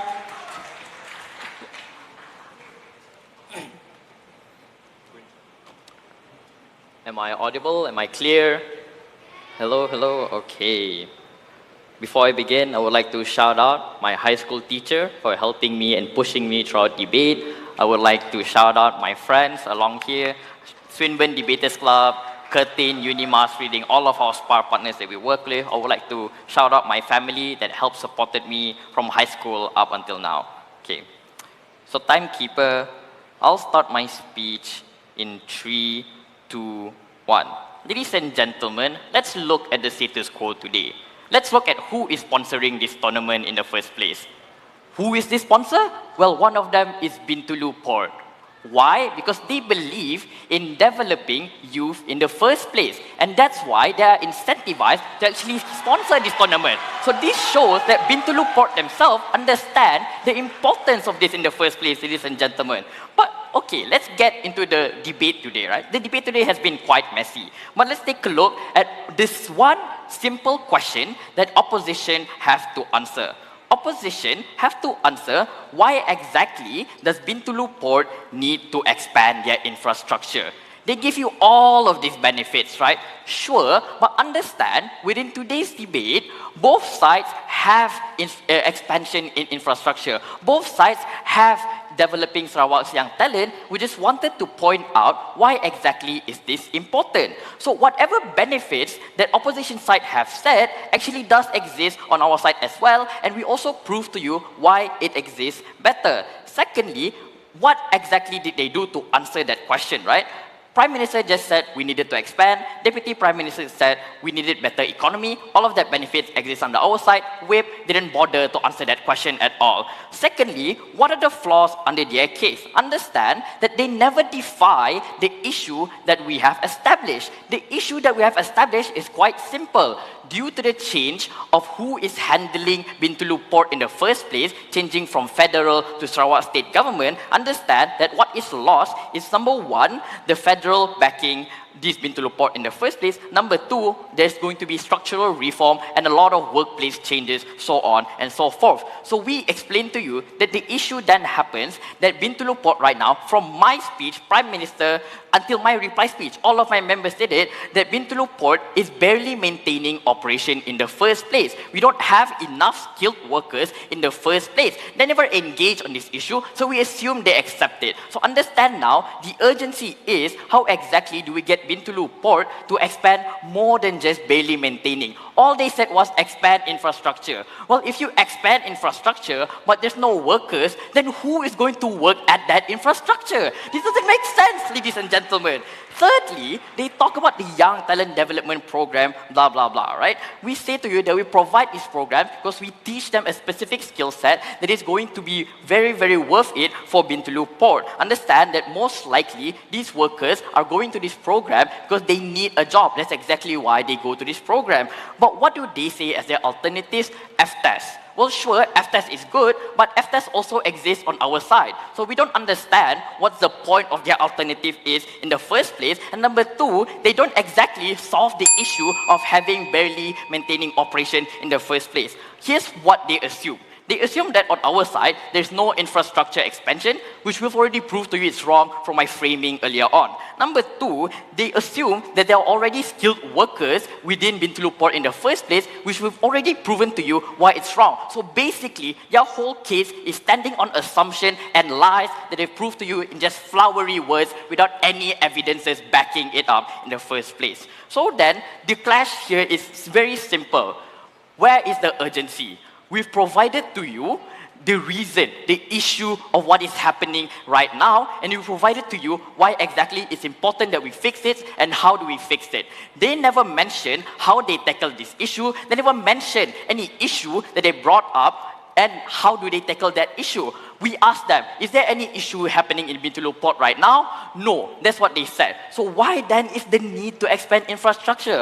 What is the urgency? Why is it so important? We don't understand, ladies and gentlemen. So if you want to side with a world that actually nurtures the future of Sarawak, that actually cares about sending your kids to debate Tani for them to have experience, then please, stand with side government. Send your kids to debate Tani. Send your kids to Swinburne School Inter-School Debating Championship. Then please, side with side government. Thank you.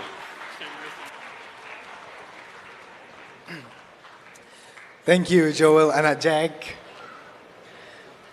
Now, that concludes the grand final of the Premier of Sarawak Debate Challenge Cup 2026. I would like to sincerely thank both Swinburne and UiTM for an exceptional display of intellect. Debaters, please head back down to your seats while the judges will head out to deliberate. With that, I now call the House adjourned. Thank you so much, everyone. Terima kasih. Thank you very much, Mr. Speaker. Once again, let us give both teams a well-deserved round of applause for their outstanding arguments, their confidence, and their sportsmanship. Ladies and gentlemen, the Premier Debate Cup Challenge 2026 is a sight to behold, ladies and gentlemen. The points that are made by the government side and the opposition side are both very, very strong. If you have been watching it since the beginning of the debate session, I would say that personally myself, I could not disagree or agree more to one or the other side because they both presented such strong points. For example, when the opposition presented that the Bintulu port is already providing 6% export of LNG for to the whole world, and is already operating well enough to be doing its daily operations. But when the government debates that. That is just based on assumption, and there are more sectors in the Bintulu port itself to be expanded, to be renewed, and there are areas that has not been fulfilled or rather filled in with proper experts or workforce that have the skill sets. I think I was downright impressed by what was presented during the debate. So now, I guess our speeches will begin soon, and it's starting soon. So now let's head on to the main broadcast. Salam Azam Progresif dan salam Sarawak Maju Makmur. Yang berhormat Datuk Seri Roland Sagah Wiin, Minister of Education, Innovation and Talent Development, yang mewakili Yang Amat Berhormat Premier Sarawak, Yang Berhormat Datuk Abdullah bin Haji Saidul, Deputy Minister in the Premier's Department, Corporate Affairs and UKAS, Yang berbahagia Datuk Profesor Emeritus Dr. Khairuddin Abdul Hamid, Special Officer of MEITD dan juga UTS Sibu,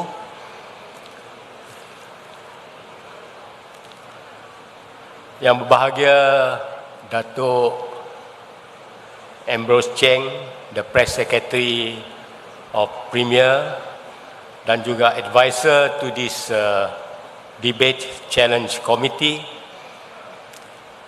Saudara Ali bin Suhaili, the Chief Executive Officer of Azam Sarawak,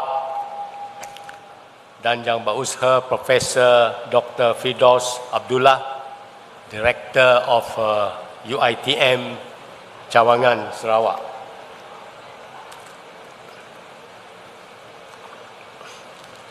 Alhamdulillah, bersyukur kita kehadrat Allah Subhanahu Wa Taala kerana dengan limpah rahmat dan izinnya kita dapat bersama-sama pada malam ini bagi menyaksikan kemuncak Premier of Sarawak Debate Challenge Cup untuk tahun 2026. Bagi pihak lembaga pengarah dan seluruh warga Azam Sarawak, saya ingin merakamkan setinggi-tinggi penghargaan kepada semua pihak yang telah bersama-sama menjayakan pertandingan ini. Hadirin yang saya hormati sekalian, saya juga ingin merakamkan setinggi-tinggi penghargaan dan terima kasih kepada semua tetamu yang hadir pada malam ini, terutama sekali Yang Berhormat Datuk Seri Roland Sagah selaku wakil kepada Yang Amat Berhormat Premier kerana sudi untuk bersama-sama dengan kita pada malam ini bagi memeriahkan lagi majlis malam akhir dan penyampaian hadiah Premier of Sarawak Debate Challenge Cup 2026. Kehadiran Yang Berhormat para jemputan, rakan-rakan strategik wakil institusi serta semua yang hadir pada malam ini amat bermakna buat kami semua. Sokongan dan kehadiran anda bukan sahaja memeriahkan majlis tetapi turut memberi semangat kepada para peserta yang telah berusaha sepanjang pertandingan ini. Terima kasih kerana sama-sama kita meraihkan pencapaian dan usaha anak-anak muda Sarawak pada malam ini. Hadirin yang saya hormati, Premier of Sarawak Debate Challenge Cup bukan sekadar pertandingan untuk menentu siapa yang paling petah bercakap. Ia merupakan satu platform untuk membina keyakinan, pemikiran kritikal, kemahiran penyelidikan, komunikasi serta keupayaan anak-anak muda untuk melihat sesuatu isu dari pelbagai perspektif seperti mana yang dapat kita saksikan daripada perbahasan sebentar tadi. Sepanjang pertandingan ini kita telah menyaksikan penyertaan 72 mahasiswa, kalau tak silap saya 74, daripada 10 institusi pengajian tinggi di Sarawak. Mereka telah membuat penyelidikan, membina hujah, mempertahan pandangan dan berhadapan dengan idea yang berbeza. The ability to face different ideas. Inilah nilai sebenar pertandingan debat ini. Kita mahu anak muda yang bukan sahaja mampu bercakap dengan yakin, tetapi mampu berfikir dengan matang, berhujah berdasarkan fakta, dan pada masa yang sama menghormati perbezaan pandangan. Hadirin yang saya hormati, bagi kami di Azam, debat ini mempunyai nilai yang jauh lebih besar daripada sekadar pertandingan. Seorang pendebat belajar untuk mendengar sebelum menjawab, memahami sebelum menilai, dan berfikir sebelum bersuara. Nilai-nilai ini amat penting dalam membentuk pemimpin, membentuk nilai kepimpinan kita. Kerana pemimpin yang baik bukan hanya tahu bagaimana untuk bercakap, tetapi tahu bagaimana untuk mendengar, memahami perbezaan dan membuat keputusan berdasar fakta serta pertimbangan yang matang. Inilah antara nilai yang ingin kita lihat, kita semaikan melalui Premier of Sarawak Debate Challenge Cup. Kepada kesemua 74 peserta, saya ucapkan tahniah dan syabas. Mungkin pada malam ini hanya satu pasukan akan membawa pulang kejuaraan. Namun pada pandangan kami, setiap peserta telah membawa pulang sesuatu yang lebih besar. Pengalaman, keyakinan dan keberanian untuk menyuarakan pandangan. Saya juga ingin merakamkan penghargaan kepada 32 orang panel adjudikasi yang telah bersama-sama menjayakan pertandingan ini. Para juri datang dari pelbagai latar belakang, termasuk madum, sekolah, institusi pengajian tinggi dan organisasi lain. Komitmen serta profesionalisme para juri amat kami hargai dalam memastikan pertandingan ini berlangsung dengan penilaian yang adil dan berkualiti. Pada kesempatan ini juga, saya ingin merakamkan setinggi-tinggi penghargaan dan ucapan terima kasih kepada para penaja yang telah memberi sokongan berharga dalam menjayakan program ini. Our heartfelt thanks goes to Bintulu Port, Sakofa, Press Metal for their valuable support towards making this program possible.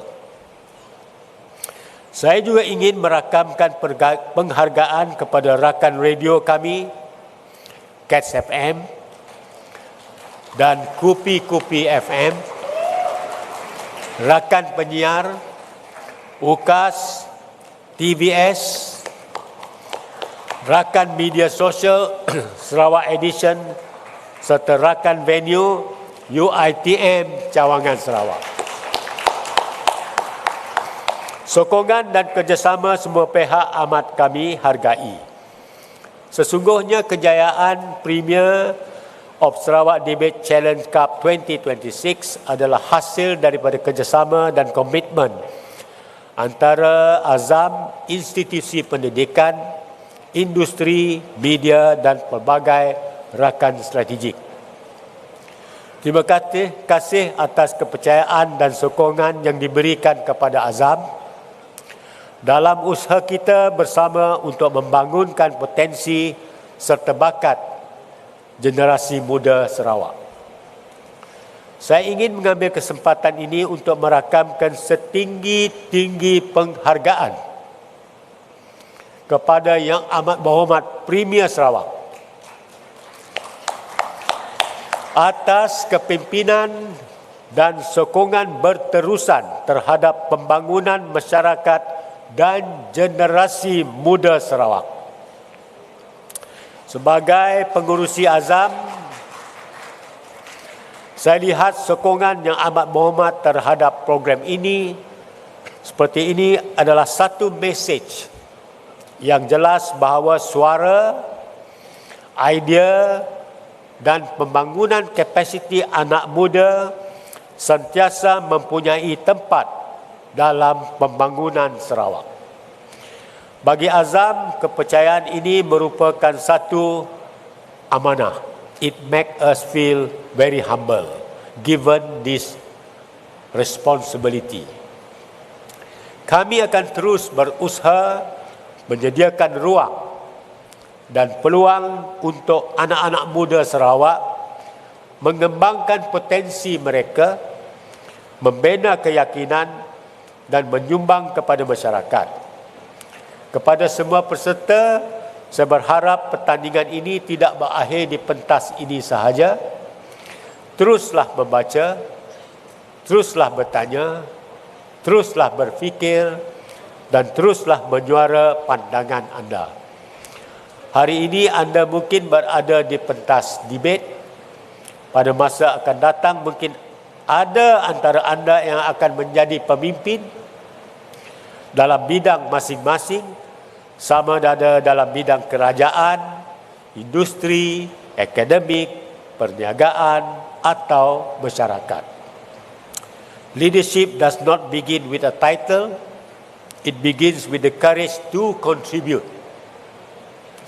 Jadilah pengalaman yang diperolehi sepanjang pertandingan ini sebagai permulaan kepada perjalanan yang lebih besar.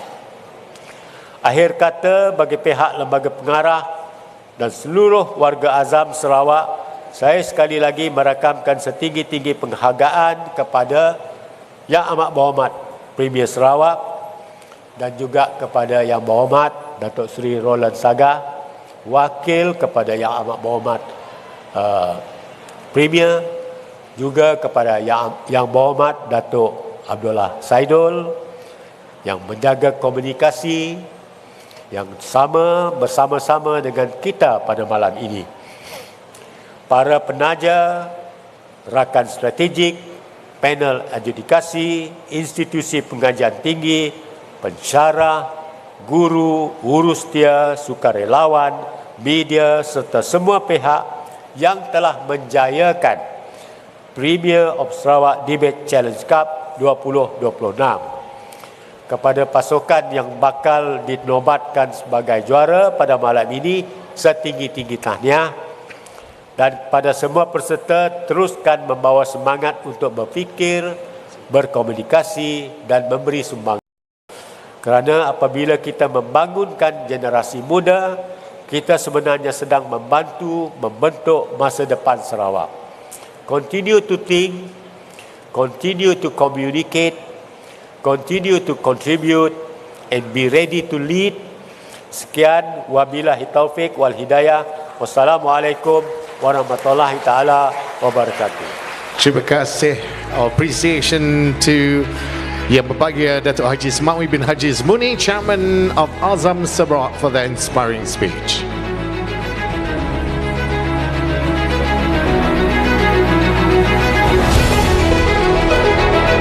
Honored guests, ladies and gentlemen, may I now kindly direct your attention to the screen, for we are pleased to present you the highlights video of Premier of Sarawak Debate Challenge Cup 2026.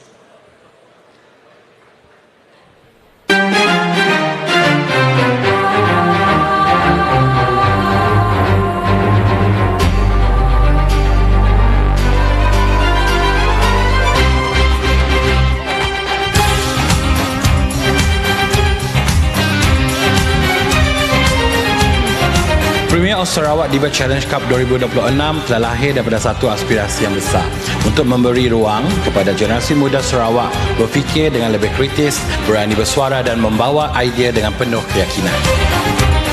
Idea asal telah diinspirasikan oleh Yang Amat Berhormat Premier Sarawak dan diterjemahkan oleh Ketua Pegawai Eksekutif Azam Sarawak, Encik Ali bin Suhaili. Hari ini kita telah melihat aspirasi itu telah menjadi kenyataan. Kita bermula dengan 74 pendebat daripada 10 institusi pengajian tinggi. Mereka datang dengan latar belakang dan perspektif yang berbeza, tetapi berkongsi satu pentas yang menguji idea, intelek dan juga keberanian.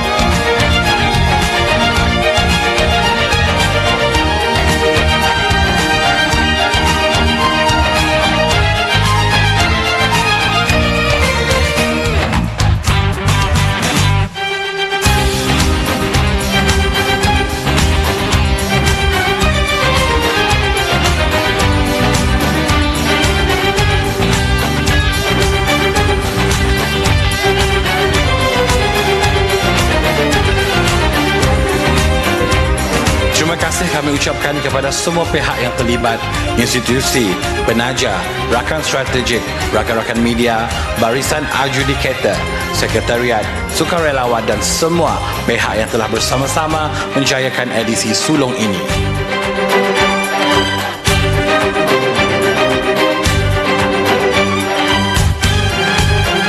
Kepada semua peserta, tahniah. Anda telah memberikan pertandingan ini nilai, karakter dan standardnya. Kepada yang belum sampai ke pentas akhir, jangan melihat perjalanan anda berakhir di sini.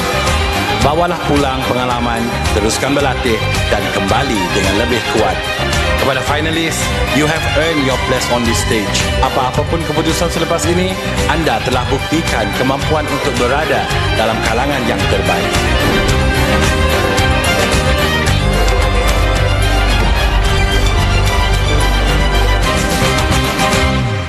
Round of applause, ladies and gentlemen. Hope everyone enjoyed the multimedia presentation that showcases the journey of the whole competition since it started a couple of days ago. Distinguished guests, ladies and gentlemen, May we now have the pleasure and honor to invite our guest of honor, the Honorable Datuk Seri Roland Sagawiin, Minister of Education, Innovation and Talent Development Sarawak, to deliver his speech and share the message from the Right Honorable Premier of Sarawak. Yang Berhormat Datuk Seri, please.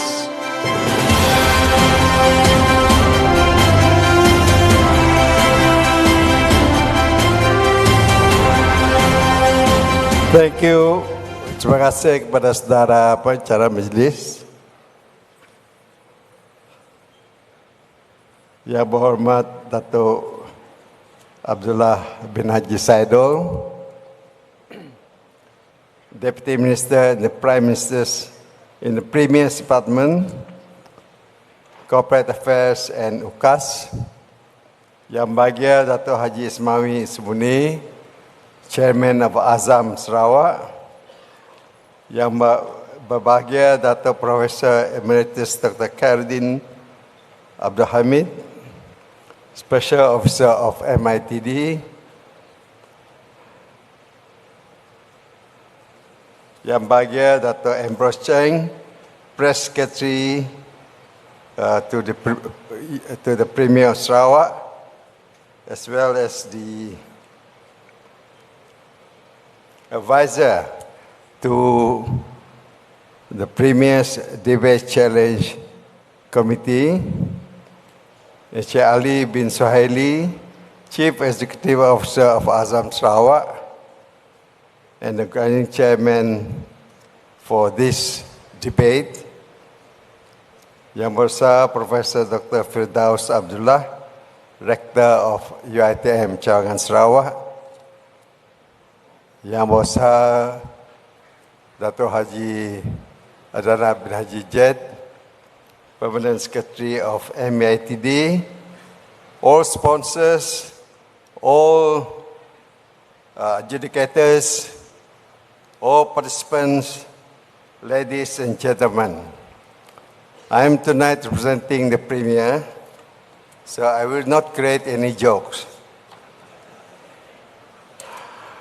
Salam sejahtera, salam Sarawak Maju Makmur, salam segulai sejalai, and a very good evening to all.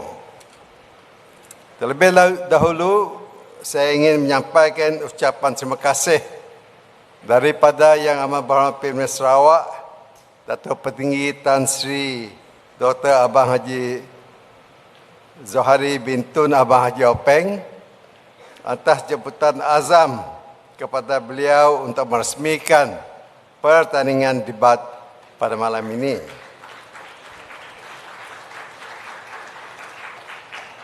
Namun oleh kerana ada urusan di luar Sarawak, beliau tidak dapat hadir dan memohon maaf dan telah mengarahkan saya untuk mewakili dan menyampaikan teks ucapan beliau.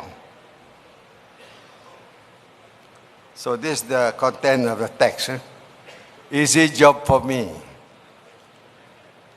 Terlebih dahulu, saya merakamkan ucapan tahniah kepada Azam atas penganjuran pertandingan ini, serta penghargaan kepada UiTM Cawangan Sarawak selaku tuan rumah.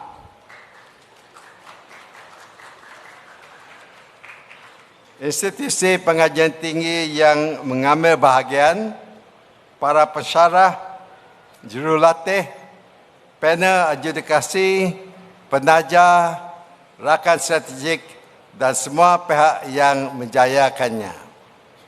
Yang paling penting, saya ingin mengucapkan syabas kepada 74 orang mahasiswa daripada 10 institusi pengajian tinggi di Sarawak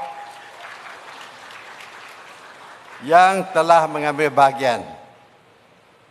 Universiti Malaysia Sarawak, UNIMAS. No UNIMAS tonight. Universiti Teknologi Mara, or UiTM Cawangan Sarawak. It's louder because it's home ground. Swinburne University of Technology Sarawak Campus, Curtin University Malaysia, University of Technology Sarawak or UTS, ICATS University College,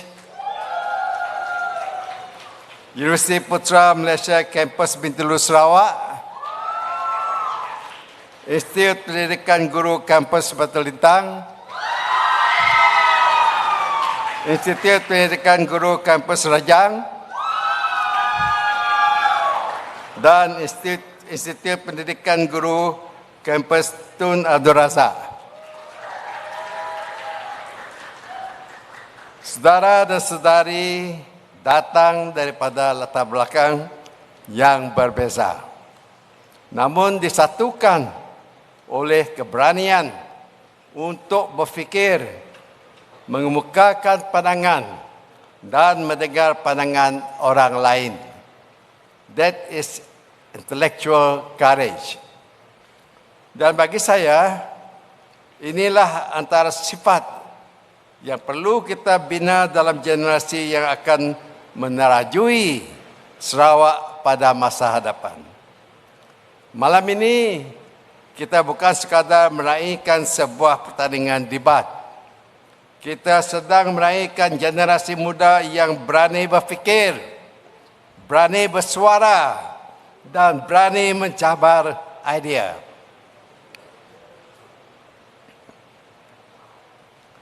Sarawak hari ini sedang melalui satu fasa transformasi yang sangat penting. Melalui post-COVID-19 Development Strategy PCDS 2030, kita telah menetapkan aspirasi untuk menjadikan Sarawak sebuah negeri maju dan berpendapatan tinggi dengan pembangunan yang inklusif dan mampan. Namun apabila kita bercakap mengenai pembangunan, kita tidak boleh hanya melihat kepada bangunan, jalan raya, jambatan atau angka pertumbuhan ekonomi. Semua ini penting, tetapi pembangunan sebenar mesti akhirnya meningkatkan kehidupan rakyat.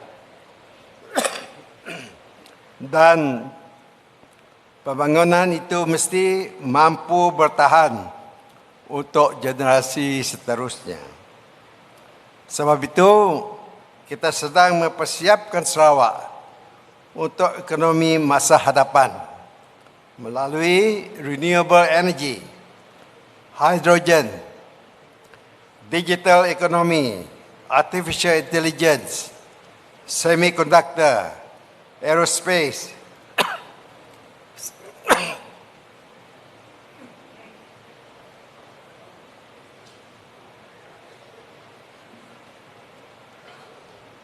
tumas jerebu,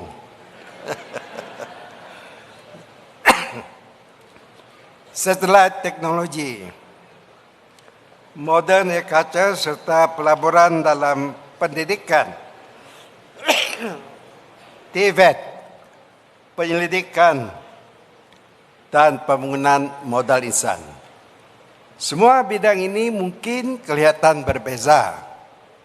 Bidang-bidang ini mungkin kelihatan berbeza, tetapi semuanya mempunyai satu keperluan yang sama. They require talent. Teknologi saja tidak mencukupi. Infrastruktur saja tidak mencukupi. Modal saja tidak mencukupi. Pada akhirnya, manusialah yang menentukan sama ada peluang yang kita cipta dapat diterjemahkan kepada kemajuan. The greatest asset Sarawak has is not in the soil beneath our feet, but is our own people. Hadirin sekalian, atas keyakinan itulah Kerajaan Sarawak memberikan keutamaan yang begitu besar kepada pendidikan. Kita mahu memastikan anak Sarawak mempunyai akses kepada pendidikan berkualiti dan mempunyai kemahiran yang diperlukan untuk bersaing dalam ekonomi baru. Sebab itu kita memperkenalkan FTES. Namun, saya mahu generasi muda memahami bahawa pendidikan percuma bukan bererti pendidikan itu tidak bernilai. Sebaliknya, ia merupakan satu pelaburan rakyat Sarawak sendiri terhadap masa depan saudara dan saudari. Justru manfaatkanlah peluang ini dengan sebaik-baiknya dan gunakan ilmu yang diperoleh untuk membina masa depan diri, keluarga dan Sarawak. Janganlah belajar hanya untuk mendapatkan sijil.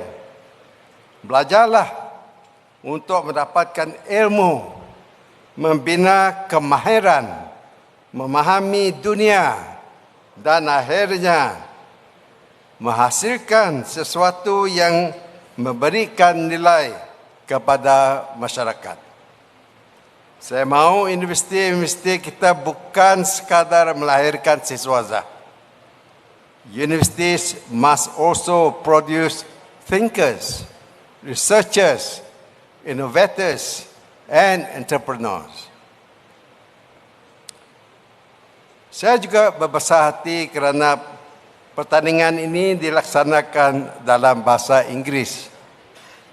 Walaupun saya menggunakan bahasa Malaysia, saya telah beberapa kali menekankan kepentingan generasi muda Sarawak menguasai bahasa Inggeris di samping bahasa Melayu dan bahasa-bahasa lain yang menjadi kekuatan masyarakat kita. Mastering English does not make us less Malaysian, and certainly it does not make us less Sarawakian. Bahasa Inggeris memberikan kita akses kepada dunia. Sebahagian besar perkembangan dalam sains, engineering, teknologi, medicine, artificial intelligence, international business, dan research menggunakan bahasa Inggeris sebagai bahasa utama. Lebih daripada sekadar menguasai bahasa, saya mahu anak Sarawak mempunyai keyakinan untuk berkomunikasi dan membawa diri di peringkat antarabangsa. Saya mahu anak Sarawak boleh berada di Kuching tetapi memahami apa yang berlaku di dunia. Dan apabila mereka berada di Singapura, Tokyo, Seoul, London, Beijing, Silicon Valley, ataupun di mana saja, mereka mempunyai keyakinan untuk berdiri sama tinggi dan sama rata. I am from Sarawak and I have something valuable to contribute. That is what you should say. Itulah keyakinan yang perlu kita bina. Tetapi ingat, language gives you a voice. Knowledge gives that voice substance. Kuasai bahasa, tetapi pada masa yang sama, kuasailah ilmu dan kemahiran. And on Tibet, dalam mempersiapkan tenaga kerja masa hadapan, kita mesti mengubah persepsi terhadap Tibet. Tibet bukanlah pilihan kedua. Ekonomi moden memerlukan tenaga mahir dalam bidang seperti automation, robotics, electrical and electronics, semiconductor, renewable energy, dan advanced manufacturing. Semakin kompleks ekonomi kita, semakin tinggilah nilai kemahiran teknikal.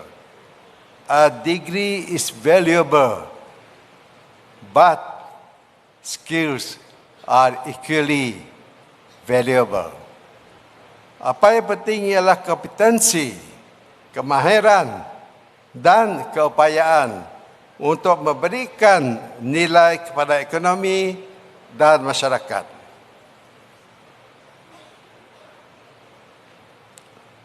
Hadirin sekalian, semiconductor merupakan antara bidang strategik yang mempunyai potensi besar untuk Sarawak kerana ia menjadi asas kepada hampir semua teknologi moden. Namun matlamat kita bukan sekadar menarik industri ke Sarawak, tetapi membangunkan bakat anak Sarawak yang mampu menjadi engineers, researchers, chip designers, technicians, and technology creators. Kita tidak boleh selama-lamanya menjadi pengguna teknologi. We must develop the capability to create, innovate, and produce our own intellectual property. Then we go to aerospace and space technology. Kita juga perlu berani meneroka bidang baru seperti aerospace dan space technology. Satellite teknologi kini mempunyai aplikasi penting dalam telecommunications, environmental monitoring, disaster management, mapping, and agriculture. Sarawak mempunyai bakat yang mampu bersaing di peringkat global dan kita perlu terus menggalakkan generasi muda meneroka bidang ini. Do not simply look at the stars. Have the courage to reach for them.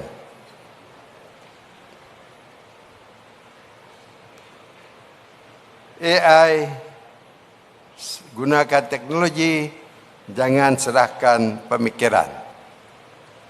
Generasi anda akan hidup dalam era artificial intelligence.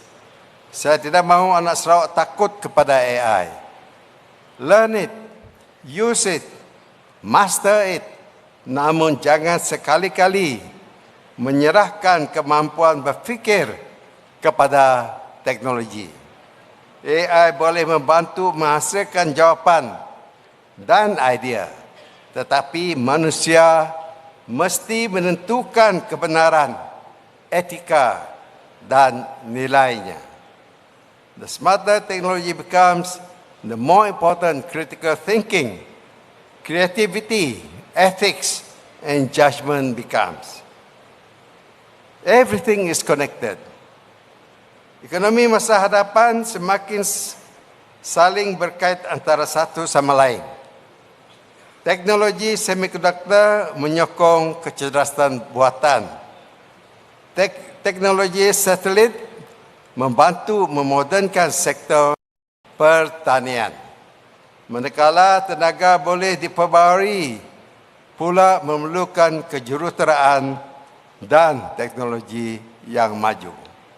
Oleh itu, generasi muda perlu mempunyai pemikiran yang lebih luas dan multidisiplin, serta mampu menghubungkan ilmu daripada pelbagai bidang bagi menghasilkan penyelesaian yang lebih kreatif dan berkesan. The future belongs to people who can connect knowledge across disciplines. So it comes to the crux of the matter. That is why debate matters. Inilah sebabnya pertandingan debat seperti ini amat penting dalam membentukkan generasi muda yang berfikiran kritis dan matang. Dalam dunia yang dipenuhi maklumat, debat melatih kita menilai fakta memahami pelbagai perspektif dan membezakan hujah dari sekadar pendapat. Debat juga mengajar kita bahawa perbezaan pandangan tidak semestinya membawa kepada perpecahan. Kita boleh berbeza pendapat dengan tegas, namun tetap saling menghormati. Justru, Premier of Sarawak Debate Challenge Cup bukan sekadar sebuah pertandingan, tetapi merupakan pelaburan dalam membentuk pemikir dan kepimpinan masa hadapan Sarawak. It is an investment in the thinking capacity and future leadership of Sarawak. Let's be not job seekers. We should be job creators. Saya ingin memberikan satu cabaran kepada generasi muda Sarawak. Apabila saudara dan saudari menamatkan pengajian nanti, jangan hanya bertanya, where can I find a job? Sebaliknya, tanyalah, what can I create? What problem can I solve? What opportunity can I build? Sarawak memerlukan job seekers, tetapi kita juga memerlukan lebih ramai job creators. Kita memerlukan entrepreneurs, innovators, technopreneurs, researchers, agropreneurs, dan problem solvers. Mungkin ada antara saudara dan saudari yang akan membangunkan syarikat teknologi. Mungkin ada yang mencipta penyelesaian AI. Mungkin ada yang meneroka semiconductor, aerospace, modern agriculture, atau bidang lain yang belum wujud sepenuhnya hari ini. Kita tidak tahu dari mana idea besar seterusnya akan muncul. Tetapi kita tahu bahawa inovasi bermula apabila seseorang berani melihat sesuatu dengan cara yang berbeza. The future economy will be created by people who are prepared to build what does not yet exist. Sebab itu, janganlah hadkan cita-cita saudara dan saudari kepada mencari peluang. Have the courage to create opportunities. Pada suatu hari nanti, generasi saudara dan saudari akan mengambil alih tanggungjawab membangunkan Sarawak. Dalam kalangan 74 peserta di sini, mungkin ada yang akan menjadi jurutera, penyelidik, usahawan, saintis, pendidik, dan pemimpin masa hadapan. Kepimpinan tidak bermula dengan jawatan, tetapi dengan cara kita berfikir, menyelesaikan masalah dan menggunakan kebolehan untuk memberikan manfaat kepada masyarakat. Generasi hari ini sedang membina asas untuk Sarawak. Dan generasi saudara-saudari dan saudari mesti membawanya lebih jauh. Gunakan ilmu dan peluang yang diberikan untuk menghasilkan teknologi, mencipta nilai dan memberikan sumbangan kepada negeri. Kepada para peserta dan saudara-saudari, kepada pasukan yang berjaya dinobatkan sebagai juara, saya ucapkan setinggi-tinggi tahniah. Kepada yang tidak membawa pulang trofi, jangan anggap itu sebagai kegagalan. Kejayaan bukan hanya diukur melalui kemenangan, tetapi melalui ilmu, pengalaman, keyakinan dan kemahiran yang diperolehi. Apabila kita berbicara tentang masa depan Sarawak, Sebagian daripada masa depan itu sebenarnya berada dalam kalangan generasi muda yang hadir pada malam ini. Kejayaan sebenar bergantung kepada kemampuan generasi seterusnya untuk membawa semua yang kita bina hari ini ke tahap yang lebih tinggi.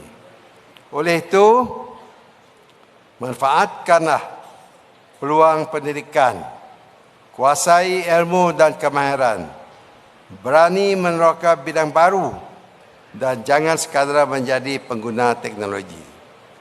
Jadilah pencipta, innovator dan pencipta peluang. Akhir sekali, saya mengucapkan tahniah kepada Azam Sarawak, UiTM Cawangan Sarawak,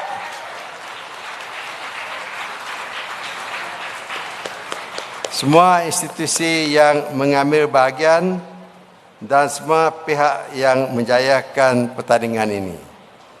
Kepada semua peserta, syabas atas keberanian dan komitmen anda semua. Teruskanlah berfikir dengan berani, kuasai ilmu dan kemahiran, cipta peluang dan bawalah Sarawak ke peringkat yang lebih jauh. That's the end of Premier speech. I have one last one from myself. Let's debate. Which one comes first? The egg or the chicken? Thank you. Terima kasih Yang Berhormat Datuk Seri. Please remain on stage, sir. Ladies and gentlemen.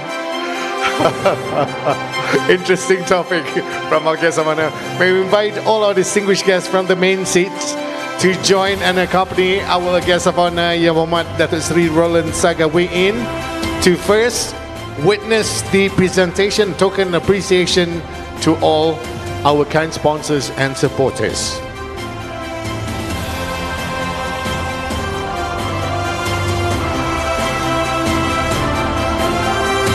And to present the token of appreciation to our sponsors and supporters, may we invite Yang Berusaha Encik Ali bin Suhaili, Chief Executive Officer of Azam Sarawak and Organising Chairman of the Premier of Sarawak Debate Challenge Cup 2026.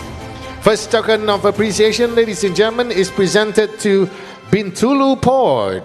And to receive, may we invite Puan Masliha Haji Teo, General Manager, Group Stakeholder Relations, Bintulu Port Holdings Berhad, come Chief Executive Officer of Yayasan Bintulu Port.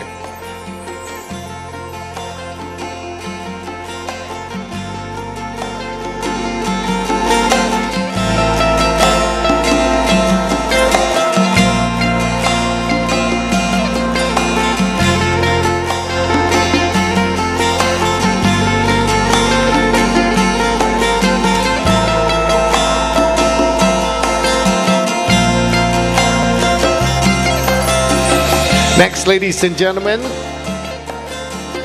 may we invite from Sakofa, Mr. Jeffrey Sadiq Abdul Latif, its CEO, to receive the token of appreciation from Encik Ali bin Suhaili.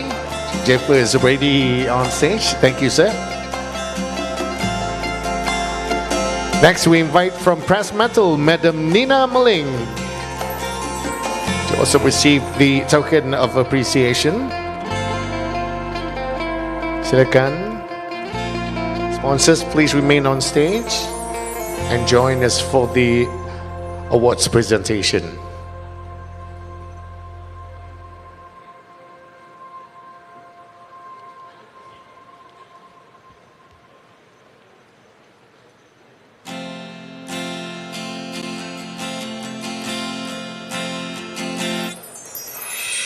All right, next we invite representative from TVS. Silakan.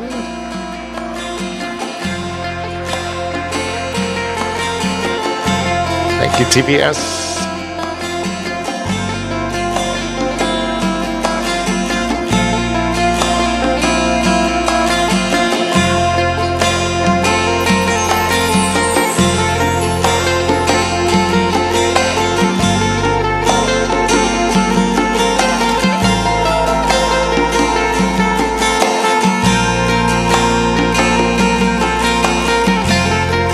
Our next token of appreciation, ladies and gentlemen, is presented to UKAS. Ada wakil daripada UKAS? Kita ada Yang Berhormat Dato' Abdullah on stage. Ada? Rakan daripada UKAS?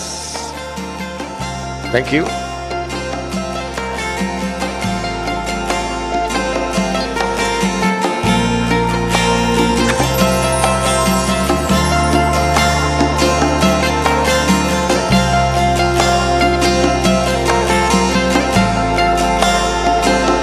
Next, ladies and gentlemen, we invite representative from Kupi FM. Silakan.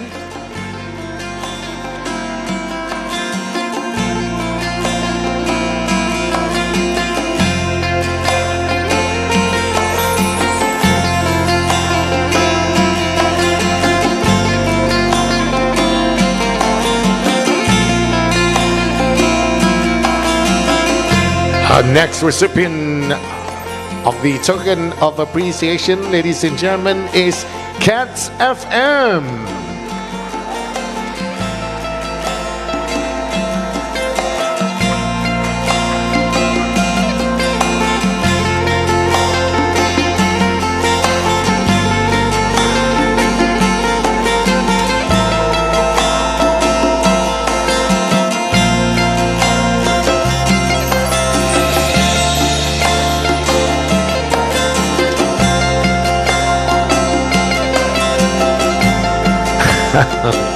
Next, we invite from Sarawak Edition, representative from Sarawak Edition, silakan.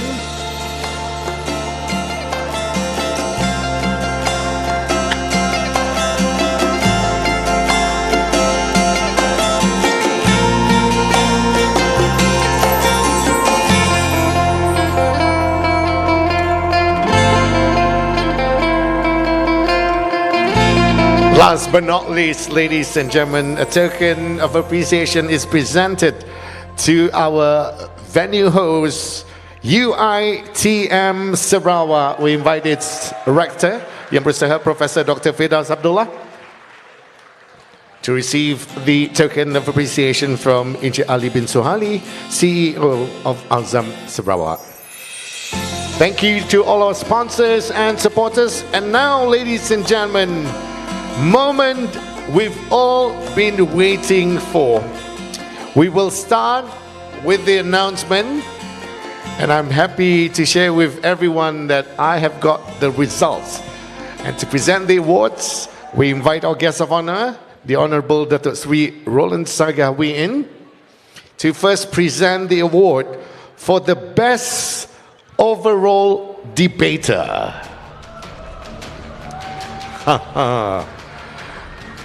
Well, our panel of adjudicators have decided that the best overall debater is Roy McKay Anak Jeffrey of UNIMAS. Congratulations.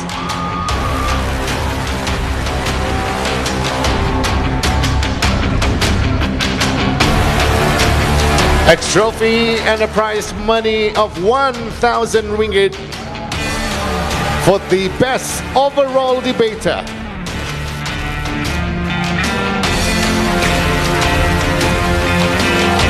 Tahniah Roy McKay Anak Jeffrey of UNIMAS.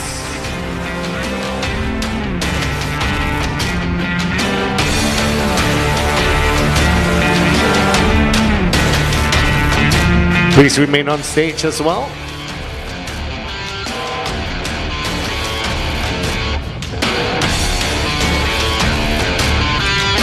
Next, we will announce the best debater for the grand final.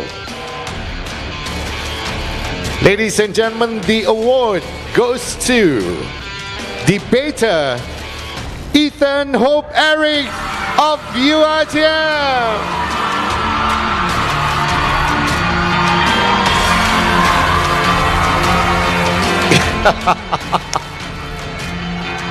I mean, if you're watching this from home, you can only imagine the atmosphere here at the One Jubilee UiTM Sarawak.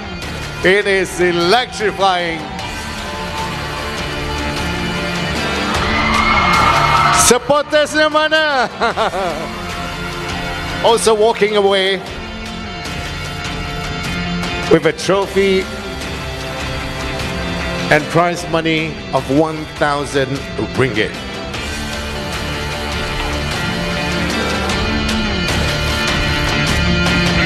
Moment of truth. We all know what time it is. Now here's the drill, ladies and gentlemen. Before we announce you the champion, first and foremost, I think all participating teams deserve a round of applause. They are all winners for being part of the inaugural premiere of Sarawak Debate Challenge Cup 2026. I will announce the champion team, but first present the prizes to the runner-up. All right?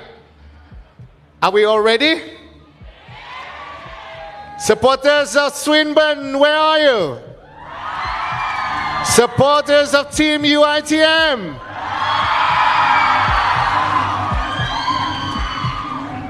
Our judges have decided that the champion for premiere of Sarawak Debate Challenge Cup 2026 goes to Team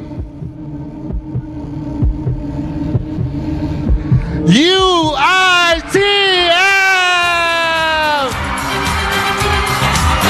Congratulations, Team UiTM! I'm so excited! Congratulations, but may we first invite Team Swinburne? May we first invite Team Swinburne on stage to receive their awards?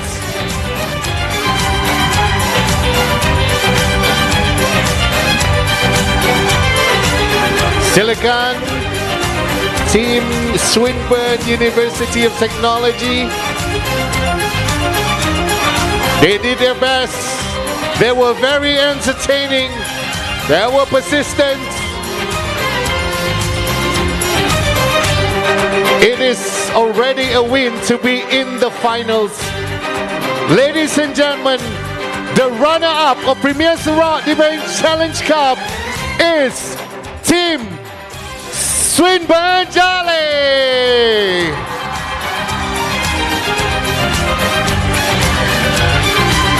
Walking away with the prize money of 7,000 ringgit.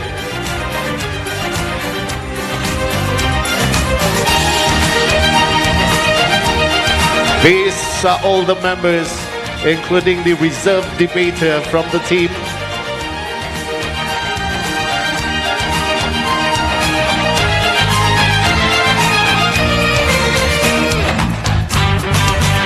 Tanya, congratulations, Team Swinburne.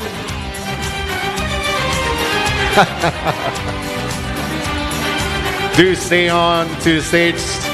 It's time to bring out the challenge trophy to be lifted by the champion of Premier of Sarawak Debate Challenge Cup. To receive the challenge trophy from our guest of honor, Yang Berhormat Datuk Seri Roland Sagawiin, we now invite on stage the champion, Team UiTM!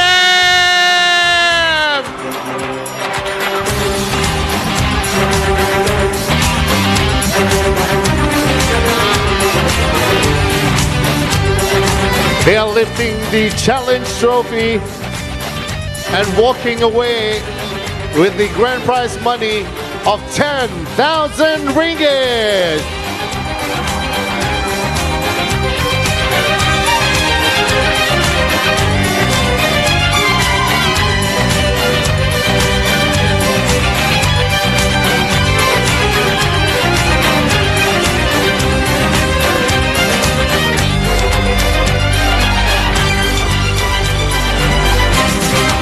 Champion, leave your challenge trophy!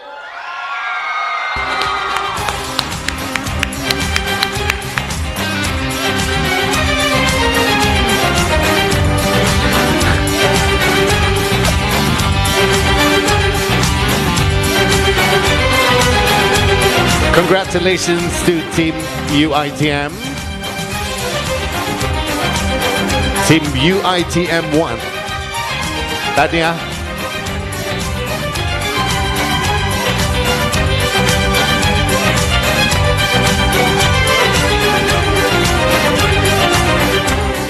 All right, next, ladies and gentlemen, is the presentation of a memento to our guest of honor. There you have it, ladies and gentlemen. The final result of Premier's Debate Challenge Cup 2026 goes to UiTM team. What an amazing performance they have given during the debate session. Although, as I can see over on the live chat on our YouTube channel, the votes are split 50-50 between Swinburne, Jolly and UiTM Team A. But at the end of the day, the results are in, and the champion trophy goes to the UiTM team. Congratulations once again to the winning team. I guess if you, ladies and gentlemen, are watching the live stream from your home, probably the cheers that you've heard from the Jubilee, Day 1 Jubilee UiTM was loud enough to actually explain, or rather visualize, how electrifying the atmosphere here in the Day 1 Jubilee UiTM. Now, ladies and gentlemen, what I guess won the judges' favor by UiTM is their points where they've proven that infrastructure is important to be expanded first before youths are able to be in the workforce. Although, yes, it is equally important that we nurture skills and experts, especially from our younger generation, to be able to adapt and adopt the needs that are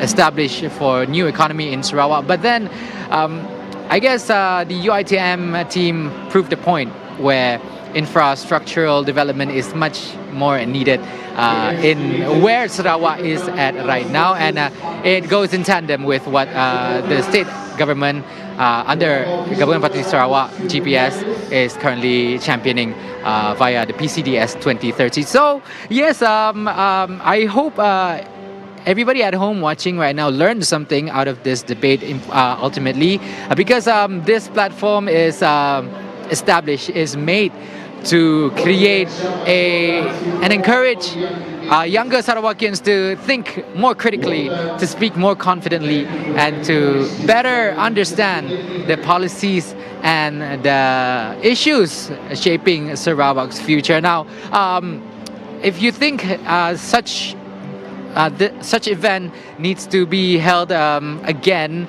maybe next year or maybe biennial, sound off in the chats, and hopefully Azam Sarawak, as the organizer of this event, will take notice of that and organize this event once more, maybe at a larger scale, maybe held at a better venue, maybe a larger venue, sorry.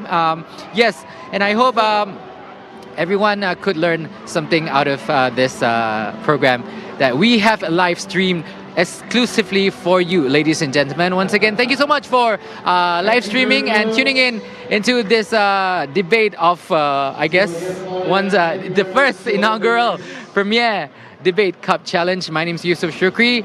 Please, if you haven't done so, download our TVS Inspire app. You can watch us anytime, anywhere with that app for free on the Apple App Store and Google Play Store. Stay tuned for more interesting and upcoming events that we will be broadcasting live here on TVS. Once again, Yusuf Shukri and Alex Teo for TVS UiTM Kota Samarahan. Thank you and good night.